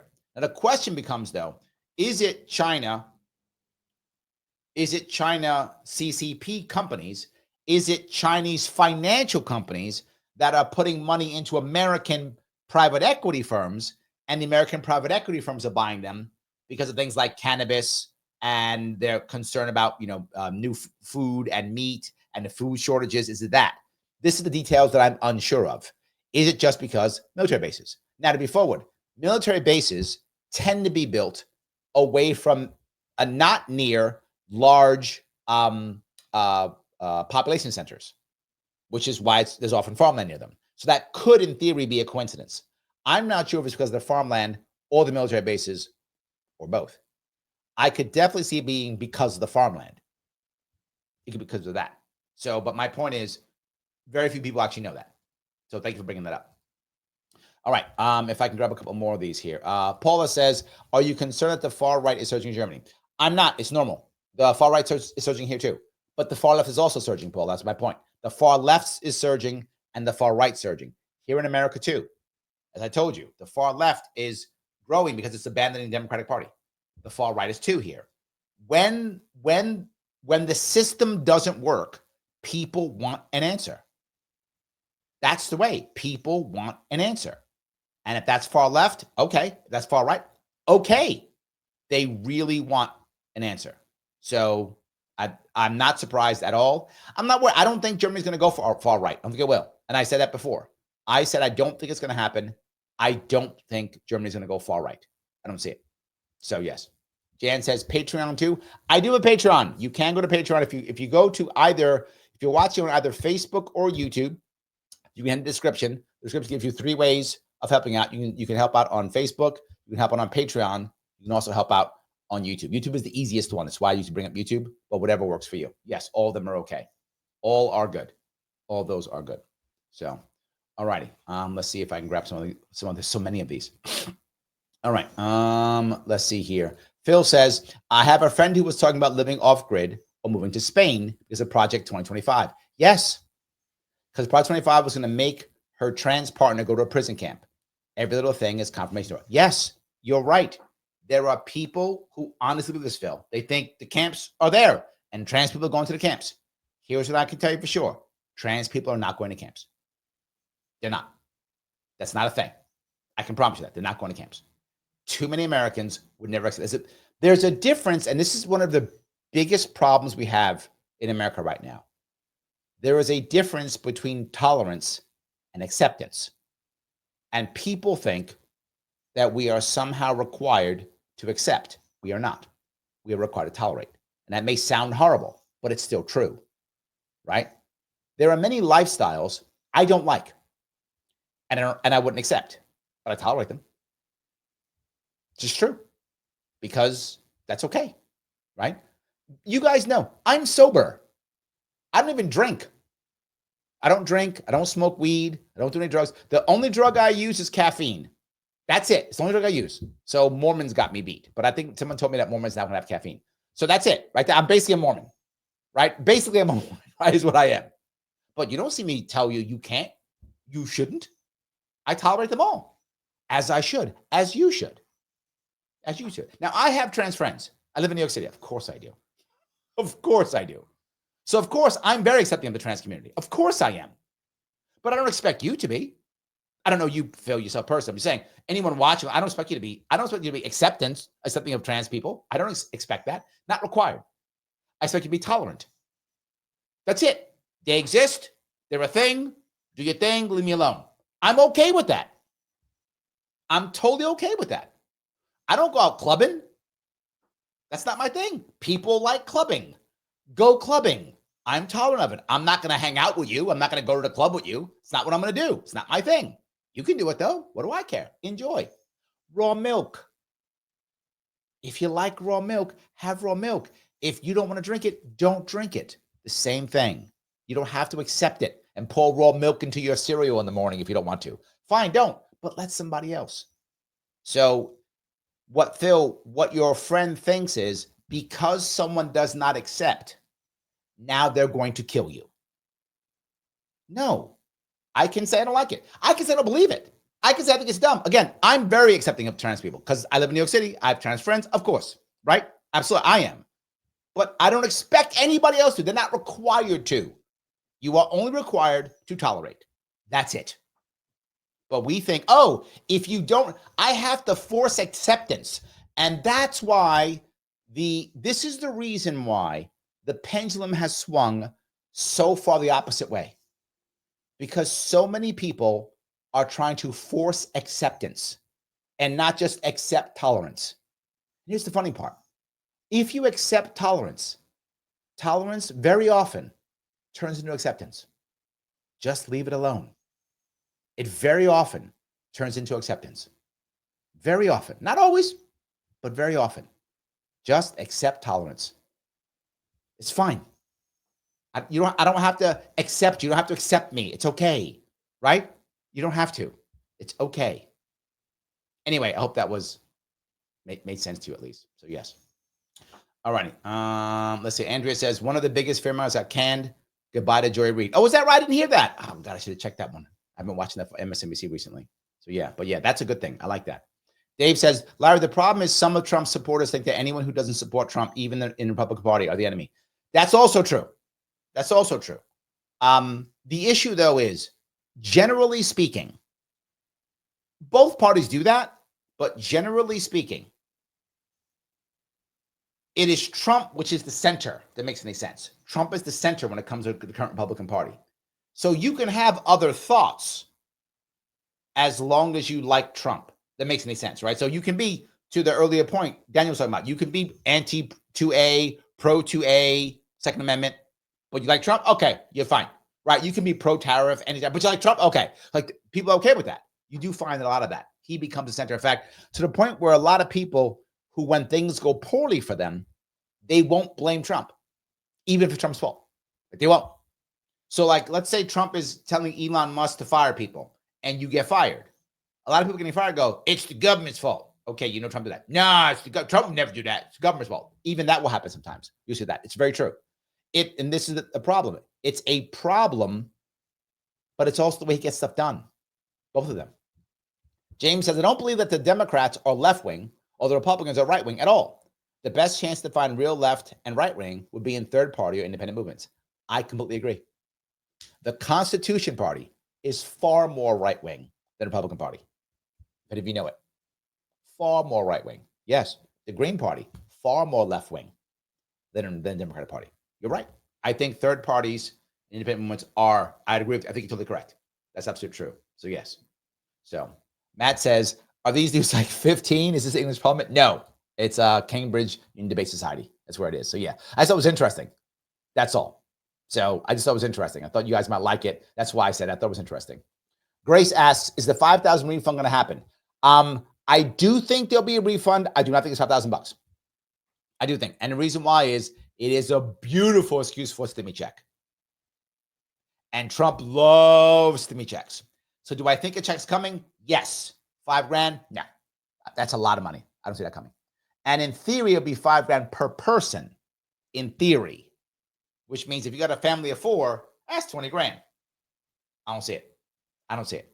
I see maybe like adult taxpayers, I don't know, $1,000. Something like that, right? That's what I see, Grace. Look, if Trump can give a stimmy check out with his name on it, he will give it out. Guaranteed. Did it last time. Loved it. He'll do it again. So are stimmy checks coming? Yes. $5,000 per person? No. So just so you know, yeah, you'll be getting something. That's for sure. Daniel, thank you for the $10. Conspiracy time. Another technocrat, Peter Thiel, who hand-selected Vance as VP and funded his Senate race, and is also a committee member of the Bilderberg Group. Oh, okay. Did you give me more for that? Oh, you did? Okay, yes. All right. Wow, Daniel, thank you for 2 super chats. I appreciate that. The original plan of technocracy in the 30s called for techno-scientific elites micromanaging society, which called for tech-native North America, which included U.S., Canada, Greenland, and Panama. Yes, I know a bit about that, but there was a problem with that. A lot of that was actually based upon IQ, if you remember that. A lot of it was, not all of it. A big chunk was based upon IQ, not class, believe it or not, right? That's the difference between the techno-scientific elites. Techno-scientific elites aren't always of the highest class. They are of the highest intelligence. They're the intelligentsia, or the elites. The problem is every time they did tests on and try to get people to make things work who had high IQ, it never worked. And it still won't work. Now, is IQ a bad thing? Some of you who listen to me, I talk about IQ often. IQ is not a bad thing. It's nice if you have a high IQ. It's nice. But once you get past a certain amount of IQ, you actually start to suffer when it comes to success. And that's statistically, obviously, there's exceptions, of course, but statistically. The average IQ in America is around 100. One of the best IQs to have to be successful in general in America is around 130. That is like the sweet spot. If you have that type of IQ around 130, 125 to 135, around 130, you are like smart enough to be above average, but not so smart that you either can't communicate, can't get together, can't do stuff, right? That kind of stuff, right? Like that is like perfect. Now, does it mean you can't be successful otherwise? No, of course. You just got to work harder and smarter too. Like, so if your IQ is higher, if you have an IQ of 155, 165, you're in genius level IQ, but you probably can't communicate well. You may not be able to get people well. You often have trouble with other issues. So you have to work hard to overcome that. If your IQ is lower, well, then you don't retain knowledge as much. So you got to study harder. So you got to work harder for that. You have to do things more often than somebody else, learn more, get more people, whatever the case may be. So there is a sweet spot IQ where anyone can be successful. But if you're not in that sweet spot, you're going to have to do some other things harder, some other way, work on other skills, right? If your IQ is higher, you have to work on either physical skills or on personality skills, like soft skills. If your IQ is lower, you have to work on literally studying more because you don't have the highest IQ. IQ is your ability basically to really like get things faster, absorb things faster, retain knowledge, things like that. So if IQ is lower, you got to work on it, you got to study more. That's how it works. You can always out hustle if you want to. If you're higher, the other problem is when you have a higher IQ, you often think you're better than others. So that comes across in your communication also. So people don't want to work with you because you're a jerk. So that too. So all those things come together. So I do remember that idea. They can try it again if they want to, but that never works. The technocrat piece doesn't work. And it's because the elites can't run things. You got to remember something. In the reality, and I'm going to go back to, I'm looking over on Rumble, and Joel says, the C students run the country. Yeah, it's sometimes true. The reality of it is the smartest people aren't the bosses. the bosses hire the smartest people. Does that make sense? So the technocrat, generally speaking, isn't the smartest guy or gal. The technocrat hires the smartest guys or gals. So I get what you're saying, Daniel. I don't see it working. I've never seen it work. They've talked about it for decades. I don't see it happening. So yeah, absolutely. I don't see it. Hope that makes sense. So, all righty. I do have to grab some more of these comments, and let me wrap this up with wrap this last piece up just to wrap it up so you guys can see the end of it. The point I'm trying, give me a minute. The use and abuse of the F word, and Roger touched on this, has been going on for a very long time. F word. Almost as soon as fascism appeared on the scene, people were throwing it around like muck to see if it will stick to their opponents or people they just happened to dislike. And that Tribune piece from 1944 that you referenced there, Roger, George Orwell was already taking aim at people who were robbing the word of its meaning because this stuff matters. He noticed that it was being applied to conservatives, socialists, Stalinists, Trotskyists, supporters of the war, opponents of the war, astrologers, women, dogs. These are all direct quotes. The word had been degraded, he concluded, to the level of a swear word. And my point here is that is a big problem. You might be thinking, okay, but does this really matter? Why get so exercised about the most powerful man in the world being called names? Yes, this is a good point. I'm not mad that people call Trump names. Trump volunteered to do this. Trump has fought hard to do this. He's the most powerful man on the planet. Get yelled at. I don't care. I'm nowhere near his power, and I get yelled at. So you can get yelled at, right? I'm not even in his universe, and I get yelled at. So you can get yelled at and insulted. That is not my issue. I do not mind people insulting Trump. That's not my issue. This is my issue. What he's going to say right now. And it's a fair question to ask. Well, first of all, this isn't just about Donald Trump. This insistence that the populist revolts of 2016 and onwards were all about fascist demagogues manipulating people, it's a smear on those voters. It's a naked attempt to delegitimize their concerns, to delegitimize democracy. It's what I keep saying. It is disrespect, delegitimizing. As he says it better than I would say it, right? That's good, right? He just disrespect them, ignore them. They don't count. Yes. And it's an attempt to shame the working classes for revolting against an out-of-touch establishment. It doesn't matter what you think about. It's an attempt to shame the masses for revolting against the establishment. Literally what happened in 2016 and last year. It's what I said. You heard me say it. Once we were done with selection, I said, this is the stop shaming me election. I am tired of being shamed. All you do is shame me. Stop shaming me. And people are tired of it. The insults no longer work. The F word doesn't work anymore. Donald Trump, they were right to reject that establishment. Secondly, I implore you to vote against this motion because, as I say, words and historical memory matter. To say that Trump is a fascist, to allow his... 7th time he was interrupted. 7 times he was interrupted. This is his time to talk. He was interrupted 7 times. Hysterical critics to pose as the heirs of the French resistance is to denude fascism and anti-fascism of its meaning. Anti-fascism used to mean risking it all to fight Franco's forces in Spain, as Orwell did. Yep. Anti-fascism used to mean facing down Oswald Mosley's black shirts in the East End. Today, anti-fascism means whinging at the leader of the free world on social media. Yes. The actual anti-fascism were people who literally fought in the streets, who went to jail, who were killed. Yes. Brawling with plumbers in MAGA hats in the streets. We should reject this degradation of a once proud tradition of anti-fascism. More importantly, and very finally, if we accept this motion, we accept the dilution of fascism and its horrors. We defang that word. We reduce it to a swear word and a smear. We turn the graveyards of the 20th century into a playground in which to have our own political spats. 8 times he has now been interrupted. 8 times. They can't just shut up and let the guy talk because they got it triggered. How dare you not let me call him a fascist? He said it. You turn graveyards into playgrounds. Why? So you Ken Richardson. That is an insult to the millions of people who lost their lives to fascism, particularly European Jewry, and I hope you will reject this motion as a consequence. Thank you. I hope you guys enjoyed that one. That's why I wanted to put it up there. I've been talking about it for a while. I wanted to make sure I was getting it out. So yes, there we go. Let me grab some more. This is NAMA. I took a lot of time up, but I did take all these questions. I did. So I still want to keep going down here if I can.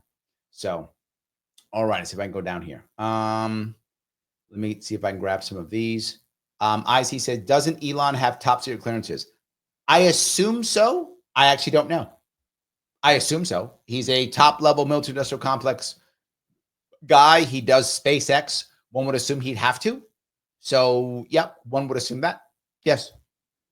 I can't imagine that not being the case. So, all right. IC goes on to say DMV workers and welfare workers have access to people's information also. They could just as much with that information as Elon can. Well, he has Twitter, so not as much. But the point is that's my point though. Your point is very valid, right? What makes them any better? Right? Michael says benevolent dictatorship versus dysfunctional bureaucracy. We're choosing benevolent dictatorship.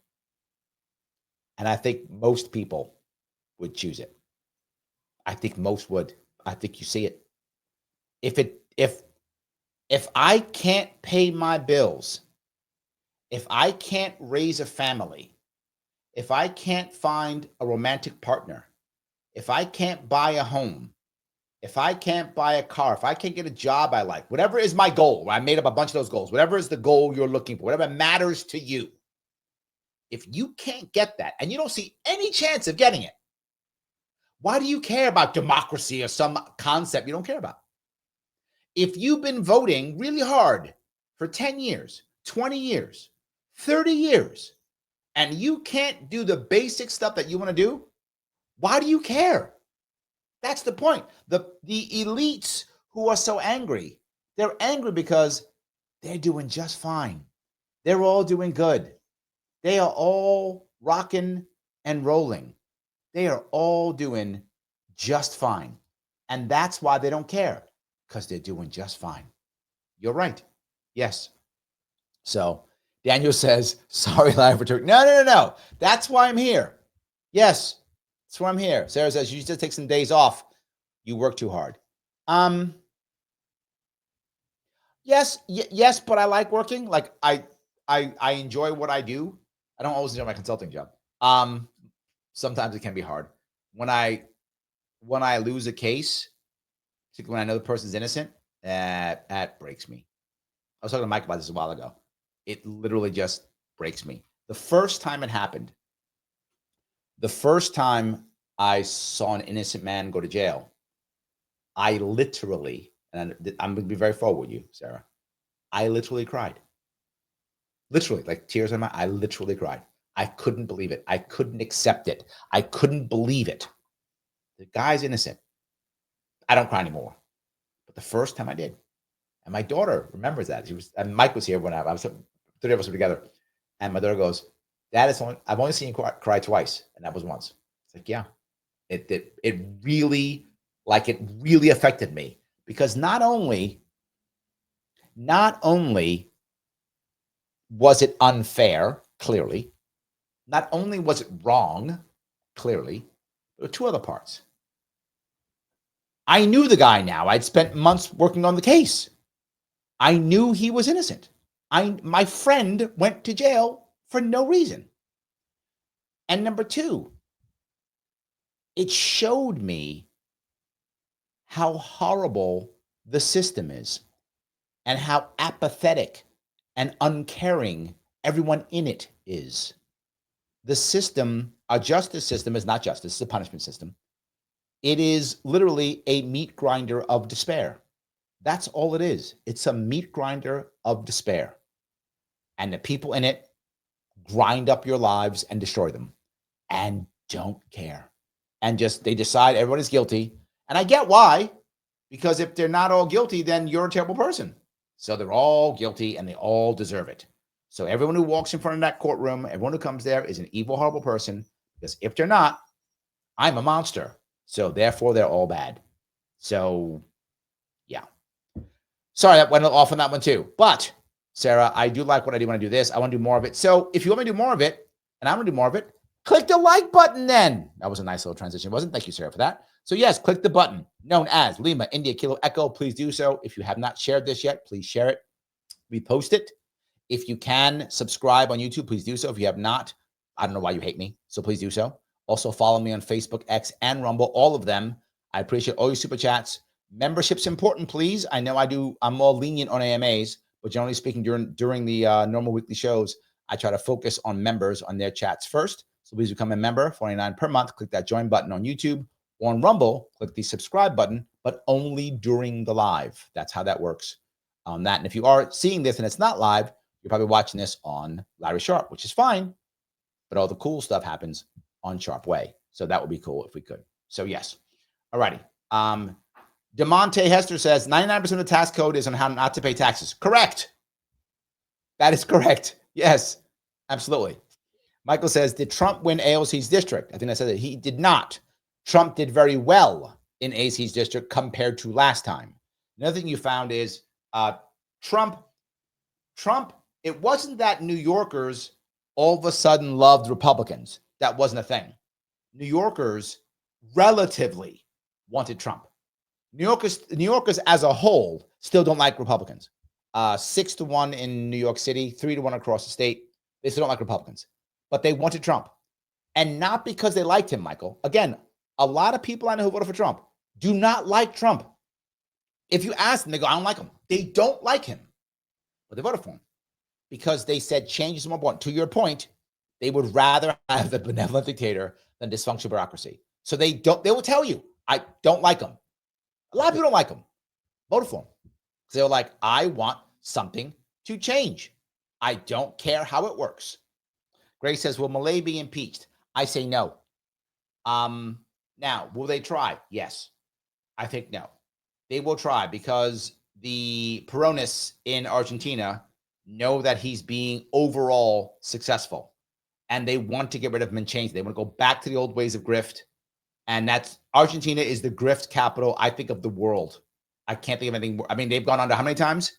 How many times they've defaulted? 8? Some crazy number. And they want to go back to that. They're totally happy with that. They all make money on that. They want to keep doing that. So they will try. But he's still popular. And I know people don't like cults of personality, but when it comes to change like this, it's the only way. There's no other way. I wish there was. We can see it with Trump. Trump's cult of personality. Now we're getting change. Malay's cult of personality. Now they're getting change. Without it, Argentina defaulted on its loans 8 times. And I think 25 years, I think, in that area, something like that. 8 times. You're defaulting 8 times. If you can't figure out you need help, you can't. So why didn't the system change? Because you didn't have a cult of personality. Malay cult of personality.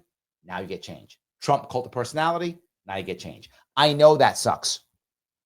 I'm aware that Daniel's probably mad right now because he doesn't like it either. I don't either.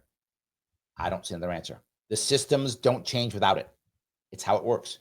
I say the same thing all the time. People say, how do we change things? Right? How do we change things? It requires executives.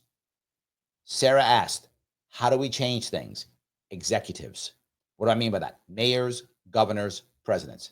It's why that's all I run for. I run for executive positions. You don't see me running for Congress. I don't do anything. You don't see me running for city council. I don't do anything. I'll run for mayor. I'll run for governor. I'll run for president. I run for, or lieutenant governor or vice president. I run for executives. That's what I do. So, yes.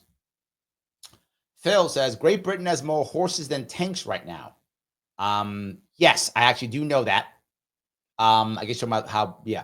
And it's because of ceremonial issues. They have a lot of ceremonial stuff right now. And their tanks, the tank has been questionable for decades, right? Is it still valuable? Is it not valuable? And we're finding right now that it is less valuable than we thought. And the Brits have believed that for a long time. So most European countries have been shutting down their tank systems for a long time. Germans don't have many tanks either. I don't think the Germans have as many horses because they don't have this much ceremony. When it comes to ceremony, the Brits are awesome at ceremony. I mean, they rock it when it comes to ceremony. There's no doubt. They got the king doing this and the prince doing that, and the queen doing this. They're amazing, right? So They're great at that. So yes, they do have more horses than tanks, but hardly any. I mean, the Russians are obviously lots of tanks, but the Russians are figuring out that tanks aren't as important as infantry fighting vehicles. And for there's a difference. A tank is literally a massive cannon platform, right? But an infantry fighting vehicle is a vehicle that gets troops to the front without them getting machine gunned or blown up. That is far more important now, which we didn't think that, right? We had been moving towards tanks and not as many infantry fighting vehicles. Now that's everything. Infantry fighting vehicles are huge, and so are and motorcycles. Believe it or not, motorcycles and infantry fighting vehicles. So but Britain doesn't have any of those either. So Britain has a very small army. It's tiny now. And their navy's tiny too. So hold on, Phil goes on to say the British Navy has more admirals than combat ships. Yes, because their ships. Britain is, as I said, Britain's not going as a nation. Britain is failing. Germany's becoming stagnant. Japan's been stagnant for decades. China is becoming stagnant. Britain is failing.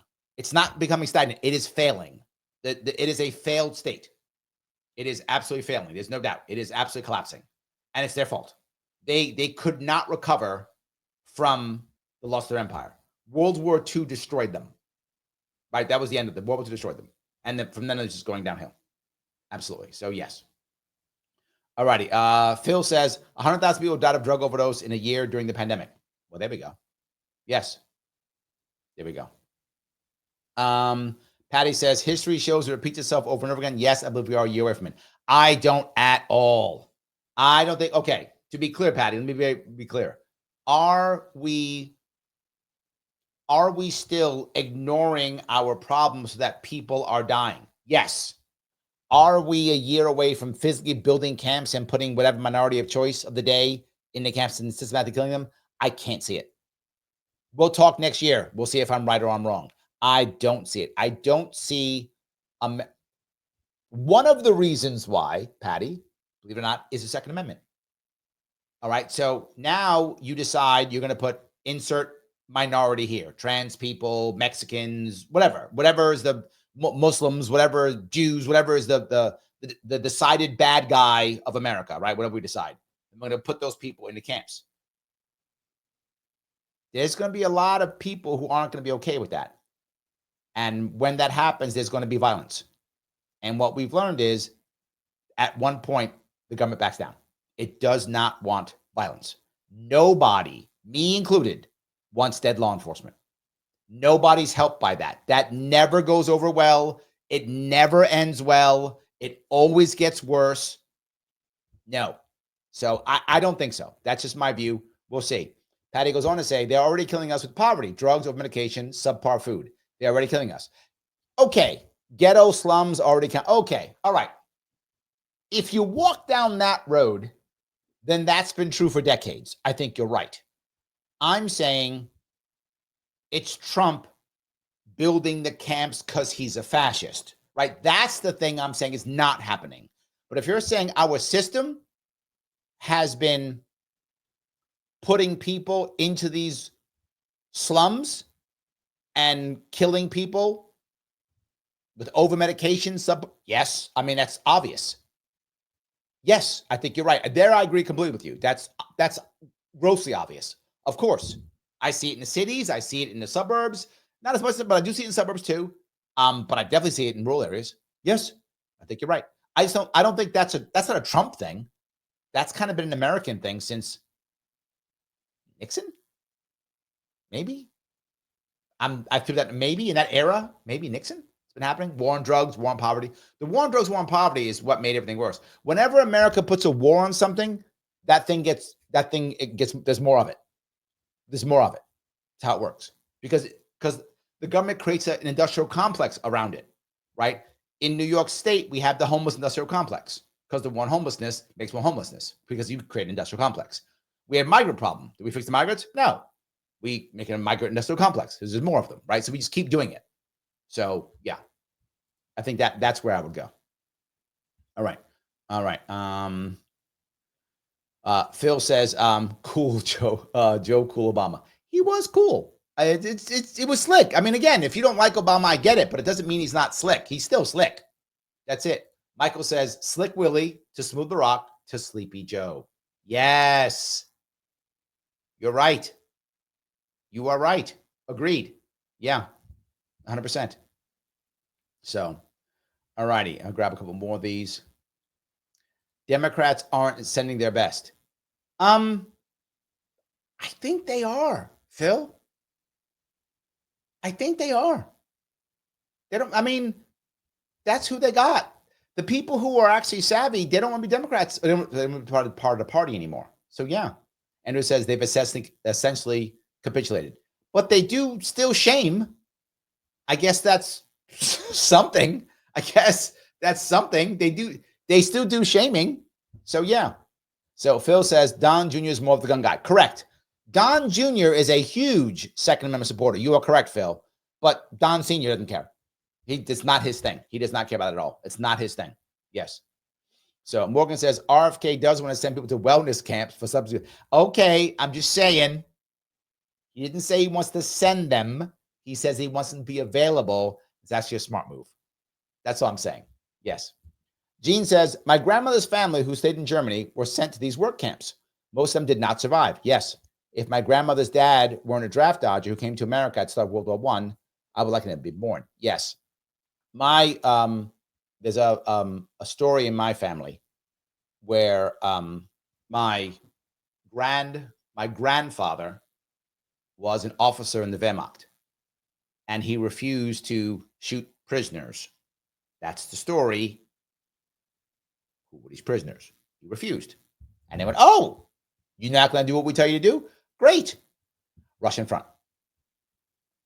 Yes. He went to the Russian front. He went to the Russian front. He was captured in 1944. Didn't get out until 1948. I didn't make that number up. That's true. When he came back, he had spent 4 years in a prison camp with literally no medical help whatsoever, none. When he came back, he survived a couple of months and died. My mom was 3 or 4. 4. My mom was 4. Yes, my mom was 4. He literally, his last hurrah with his wife, then he went to the Russian front and did not come back. My mom was 4 when he died. So yes, that was what you got if you said no. That's what you said if you said no. So I understand that completely. Your family went to the camps. Mine went to the Russian front. And that was theirs. Uncle also went to the Russian front. Same thing. Said no, went to the Russian front. He went to the Russian front. When he came back, he, again, had literally no medical care. He had shrapnel, which is what shrapnel is pieces from either artillery or from grenades that get stuck in your body. He had so much of it in his body that at one point he was walking on the street, shrapnel went to his heart attack, and died. It was floating in his body for years. Finally hit the right spot, drops dead. Yeah. So I get it, Gene. I get it. Daniel says, why is it different from FDR Japanese camps? It isn't. I think it isn't. And I don't think we'll do that again. I don't see us doing that. I guess this is my same concept with Patty. I don't see it happening. I don't see us doing it. You're right. That was terrible. I'm not an FDR fan. I mean, I think FDR was one of our worst presidents ever. And I know people who are on the left hate when I say that, but one of the worst ever. So many of our problems now is because of that. So yeah, I completely agree. Phil says, Larry's intolerant of carbs. Kinda. So yes. Colby says, my only drug is chocolate. Not a bad drug. I mean, if you're going to have a drug, not a bad one, right? This is not a bad choice, my friend. Not a bad choice. All right. Let's see if I can grab a couple more of these. James says, you should look up raw milk recipes. That's interesting. There we go. Phil says, I have trans friends too. I'm a conservative Christian, but they are not. We have good conversations. She's pretty conservative otherwise. There we go. Yeah. Look, that's the whole point. You can actually think, and I know people who are very conservative who think trans is not a thing. Not a thing. Doesn't mean they want to hurt them or stop them or anything. They just don't think it's a thing, right? Clearly, I don't think that, but people do. As long as you're not trying to hurt people or do something or stop them or, what do you care? Jean says, I have a friend who thinks that people want to kill her child. She said she didn't mean me. I'm a libertarian, so she understands that I'm live and let live. She used to believe the lies told about libertarians, but she knows better now because we're still friends. Oh, Jean, thank you. Yes. Yes. IC says, I hope the refund doesn't happen. It sets a dangerous precedent when extra money is available. Pay down the debt. Oh, I see. But I'm not saying you're wrong. What I'm saying is he has a chance to write a stimmy check. He's writing that check. He's writing that check. That's for sure. He is writing that check. Yes. Joel says, be warned, if you cast that check, you're a Trump supporter. To avoid that, sign your check to me, DM me for address. That, you know what? Because you care, Joel. I feel the love. See? So don't, you know what I see? When you get your check, don't cash it. Joel's right. Send it to Joel or to me, either one of us. We care. Can you feel the love? We care. We want to make sure that you don't get in trouble. So get us a check and we'll take care of it. There we go. Yes. Phil says, I think I was like 140. School was too easy. I never worked hard enough in school. All engine, no drive shaft. That's funny. I like that one. All engine. Yes, I love that. I love that. Yeah. Liberty Lady. Is there an IQ test you recommend, Larry? A certain website. Go to Mensa. Mensa is the place to go. Mensa is a society for genius. It's a genius society. So go to Mensa. Anything Mensa. Mensa dot whatever. Look for Mensa. They will always have the best tests. I've taken many of them. Yes. So yes, 100% go to Mensa. That is the answer. MENSA. I considered joining, but I decided not to because it had no value. I don't like being around people who are like me. I want to be around people who are not like me. So there we go. So yeah. All righty. So, oh, Pinkerbell is here. I didn't realize you were here, Pinkerbell. I'm glad. It's been a while. I'm glad you're here. Very nice. There we go. Well, welcome. Welcome back. There we go. All right. Phil says SpaceX is ICBM tech. That is accurate. That is accurate. Yes. Let me grab another one. Daniel, thank you for the $5. How do you explain to a normie that ending the war on drugs would at least reduce the strangle the cartels have? Yes. Here's how you explain it. The black market is what creates violence.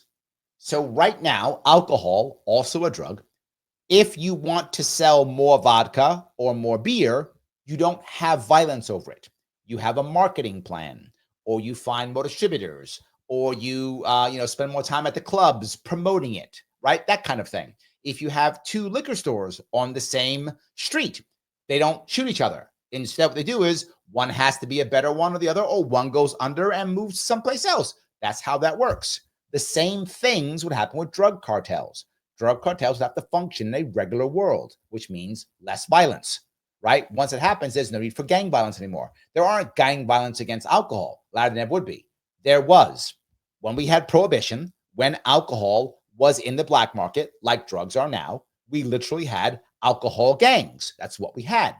And when it comes to violence, the most violent period for American law enforcement, without question, was literally during Prohibition.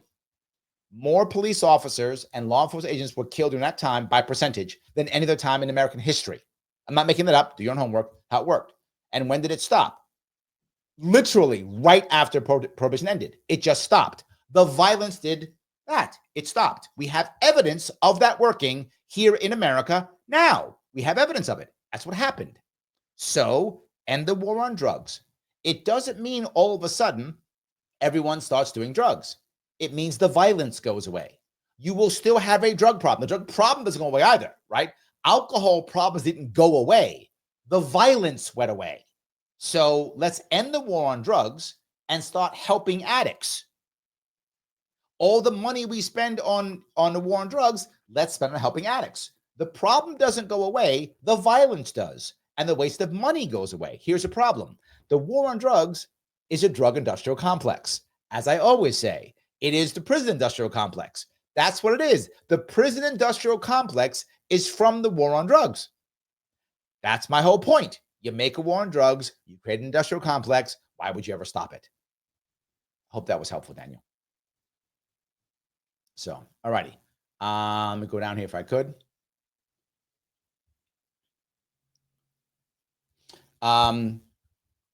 Shin says, Larry, what should we do about undocumented immigrants that have broken laws, but who have school-aged children that have known the U.S. as their home for their entire lives? Oh, okay. Are you saying broken the law like they've done a crime, or they've broken the law because they're undocumented. I want to be clear the difference. If it is because they're undocumented, I don't care. If they actually broke a law, they got to pay the price. That's how it works. I'm not trying to be mean, but they're not special. And to be forward, my mother was a felon, and I pay a high price when my mom went to jail. I was her kid. If your parents do commit a crime, then the kids pay the price. I know it sucks. I'm not trying to be flippant on this, but that's how it works, right? And I'll give you a perfect example of someone who was on my show 2 years ago, Dexter Taylor. Dexter Taylor did nothing wrong, went to jail, is in prison right now, his teenage daughter. She's paying the price for that. She no longer has a father. Now, I don't think he should be in jail, but he did break a law, a BS law that New York made up. That's not really a law, but that's not a crime. So it is a law. It's not a crime, but it's a law, but not a crime. But so, yeah. So no, if they're breaking laws, if they're harming people, creating victims, it's terrible, but the kids pay. And if the person makes if the guy is robbing people or whatever, I'm assuming you're saying breaking the law, so I'm assuming that's what you're saying. If he robs somebody and he deport him, the kid's gone. Your parents screwed up, kid. You're paying the price for that. Be a better parent. I know it sounds crappy, but they don't. If I break a law, they don't go, oh, well, Larry's got kids in school, so we're not going to put him in jail. No, they don't. They put my ass right in jail. They don't care. My kid can't go to school anymore. Or my kid has to go into the system, or my kid has to, become a foster pet. They just do it. They don't care.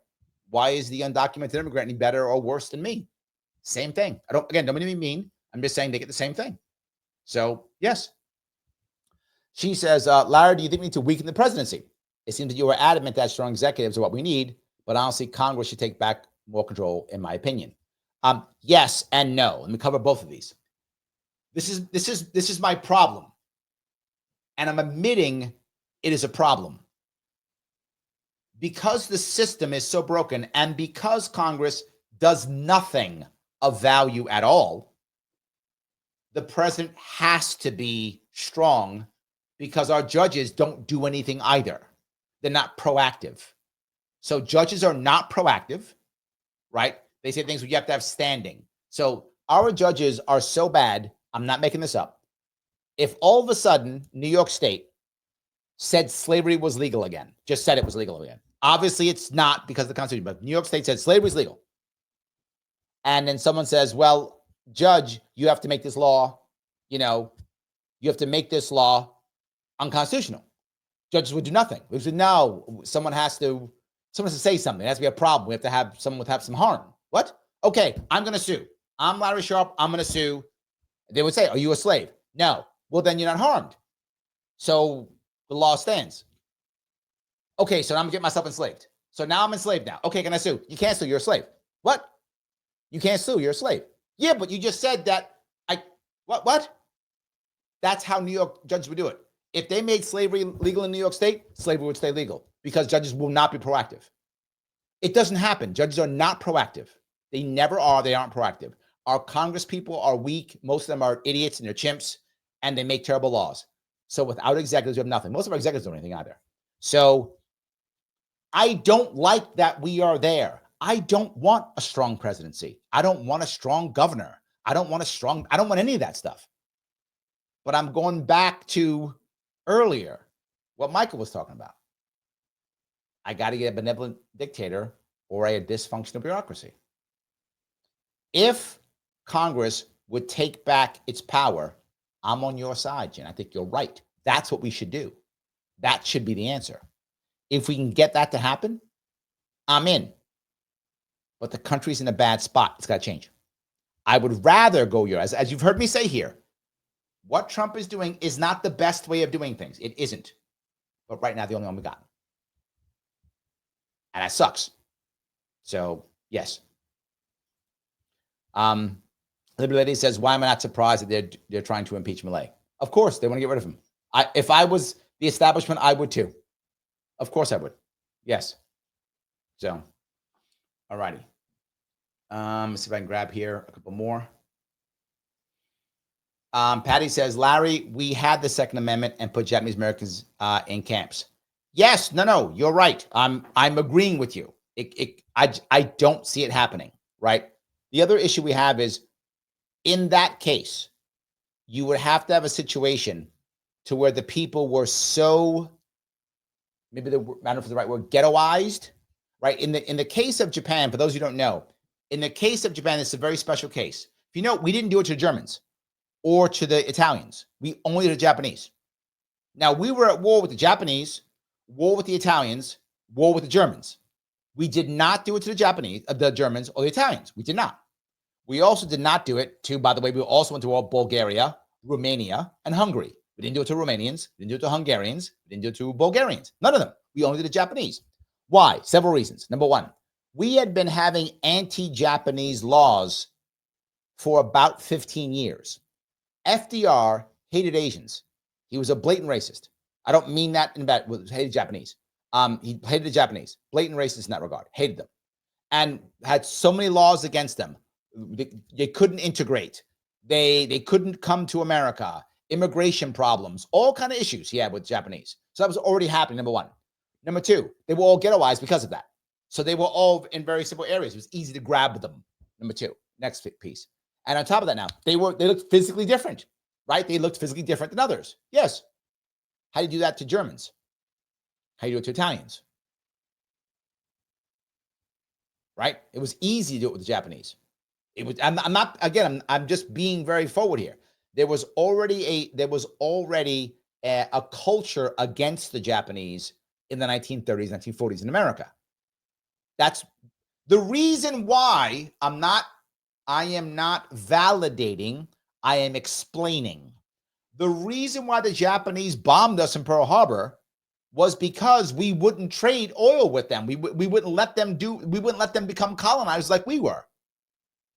We did everything we could to punish the Japanese. Well, they thought was their only chance. They thought we were going to go to war anyway. They thought we wanted war with them. I'm not making that up. That's true. So then we already were anti-Japanese already. So it was easy. Do we have that now? And most people, you people here on this show, know that happened. I would ask you, do you think in Germany, which is why I said they will not go 51% AFD, do you think in Germany now they would reinstate the camps? I can't see it. They did it. They were worse than we were, obviously. At least we didn't systematically murder our Japanese. I mean, that's a low bar, but we did make it over that bar, even though it's a low one. We didn't systematically murder our Japanese. They systematically murdered their Jews. We didn't do that. So would they do it again? I don't see it. I don't see us either. I just don't see it. Look, maybe I'll be wrong, but I really hope I'm right. I hope you're wrong, Patty. That would be terrible. If we did that, I would be embarrassed to be an American if we did that again. Like, okay, once is enough. Like, you can learn your lesson once. You don't got to do it again. If we did, I'd be embarrassed. I hope I'm right, and I hope you're wrong. That's what I would say. So, Danny, thank you for the $5, my friend. Was Cheney calling the shots in George W.'s term? If so, was Elon Trump's Cheney technocracy? Cheney was very powerful in George W. Bush's term, so he called many of the shots, probably not all of them, many of them. Elon is not Trump's Cheney. What Trump has done better this time than most have done is Trump has divvied up stuff. Elon, go do that. Right? Rubio, go do that. Right? That kind of thing. He's telling people to go do things. He is spending far more time on what he knows he's figured out now, which is difficult. Which, again, most people didn't know. I say it all the time. I was following the Ukraine war deeply for a long time. I saw how much cash was involved in that war. And I'm like, you ain't stopping that thing tomorrow. There's way too much money in that war. You are not stopping that thing. He's like, 24 hours. I'm like, no way. Far too much money in that war. So much grift in the Ukrainian war. So much. There is no way anyone stops that war in 24 hours. Way too much money. And to be forward, I honestly think he did not know that. I'm not joking when I think he just thought, no, it can't be that bad. Oh, no. It's that bad. Yes. Why do you think now he's talking about mineral rights. He was talking about that before. He runs the cash. Remember I tell you all the time, the military-industrial complex, I'm glad you brought this up. This actually goes to what I've been talking about. The military-industrial complex doesn't care how it makes money. It just wants to make money. It doesn't care how. If it bombs people, fine. If it doesn't bomb people, fine. It doesn't care. It's not mean. It doesn't want to kill people. It just doesn't care. If people die, whatever. I need my cash. So Trump's like, okay, I get out of this war, but they got to make money. I don't want to kill people. I'll give these guys minerals. They'll go in and they'll use the contractors, take the minerals out. They'll still make cash. Nobody dies. Win-win. And you might say to yourself, Larry, that's horrible. The military-industrial complex, as I've told many of you, and you tease me when I say it, we just got to end it. To hell with them. They will put you in a box. If you want to, you can ask RFK. Oh, you can't. He's in a box. You can ask JFK. Oh, you can't. He's in a box. Yeah. They will put you in a box. So you have to do other stuff so they can keep making their money. That may sound horrible, but I would rather not virtue signal, and I'd rather Ukrainians and Russians not die. I would like wars to end. So if it takes mineral rights, fine. Remember my plan was to give them a timed monopolies in new markets, which is utterly not libertarian. I'm not even saying it. It's not libertarian. But it's that, or they keep fighting the military-industrial complex, or I go in a box. Those are my three choices. Keep the military complex, I go in a box, or they get something. I thought monopolies, new markets. Trump thought mineral rights. Okay. Whichever. I like mine better because mine goes away. His doesn't. But I know maybe that was 5 years. Whatever it was. So yeah, same concept, right? I know some of you think I'm exaggerating when I say these things. If I don't know it and it's my feeling, I tell you that. I feel, I think, but when I know, I tell you this is real. There's a lot of grift in the Ukraine. I'm talking hundreds of billions of dollars of grift. You can't end it like that. It's just not going to happen. You go in a box. That's how it works. Again, I don't mean to be crazy. That's how it works. That's how it works. That's all. So, all righty. All right, let's see if I can go down here. Daniel says, Larry, you should do a history show. I did one, the history of the world, 2 months ago. Yeah, that literally says, yes, I think I did one. Yeah. And it was long. 4 hours? I can do more. I mean, if I want to, but it's crazy. Yeah. Phil says, it's wild talking to the Japanese. They were liberating Asia from European imperialism and building a strong Asia. We were blockading Japan. Yes, according to, they started, see if I get the name right. It was the Greater East Asian Co-Prosperity Sphere. That is what they called it. Yes, it is the Greater East Asian Co-Prosperity Sphere, which they were building. And we said, no, you don't do that. Why? Because you're Japanese. No, that was our reason. And we wonder why they bombed us. That's why. So yes, absolutely. So MW Knox says 46 years of occupation killed German national pride. AfD surging as younger people who grew up in modern Germany are entering politics. Accurate statement. I think that's true. A lot of, there's literally, songs about Deutsche Stolz, trying to get people to be more proud to be German. I think it's true. That's one of the things that's why when Elon Musk went over, they talked about it. I have a flag every day. America's on top. It's my father's flag. I'm an American first, always. But I have German ancestry. I do. So yes. So absolutely. So all righty. Phil, thank you for $2. How difficult is a Chrissy Mayer governor run? I never asked her. I guess I could. She lives in New York. She lives in Westchester. So I guess she could run. I could ask her. Do you want her to be my running mate? So yes, maybe. I don't know. Maybe her and I could do that. Maybe. So, all right. Let's see if I can grab a couple more of these. Adrian says, I expected crazy for confirmation hearings, but the Twitter files hearing on the Dem side was shameful when he real lawmakers. They are not that. You're right, Adrian. They are not that. They are not that. Gene says a group of baboons is called the Congress. Some days, Gene, I'd rather have baboons. That's all I'm saying, right? Some days I'd rather have that. Yes, 100%. I'd rather have baboons, 100%. So, all righty, let's see here. Shinat says, Larry, are you of the opinion that the Constitution is an aristocratic document and a betrayal of the original ideals of the American Revolution? Did I ever say that? That seems odd. Are you of the opinion? No, I don't know where that comes from. Is that a common thing? I'm not sure what that is. I don't know. Maybe. Yeah, I'm not sure. Sarah says, I thought that was normal belief. Yikes, it's not. It is not. Yes, it is. It is not. Yes. It is not at all. Yeah, 100% not at all. Yeah. All righty. See if I can grab a couple more.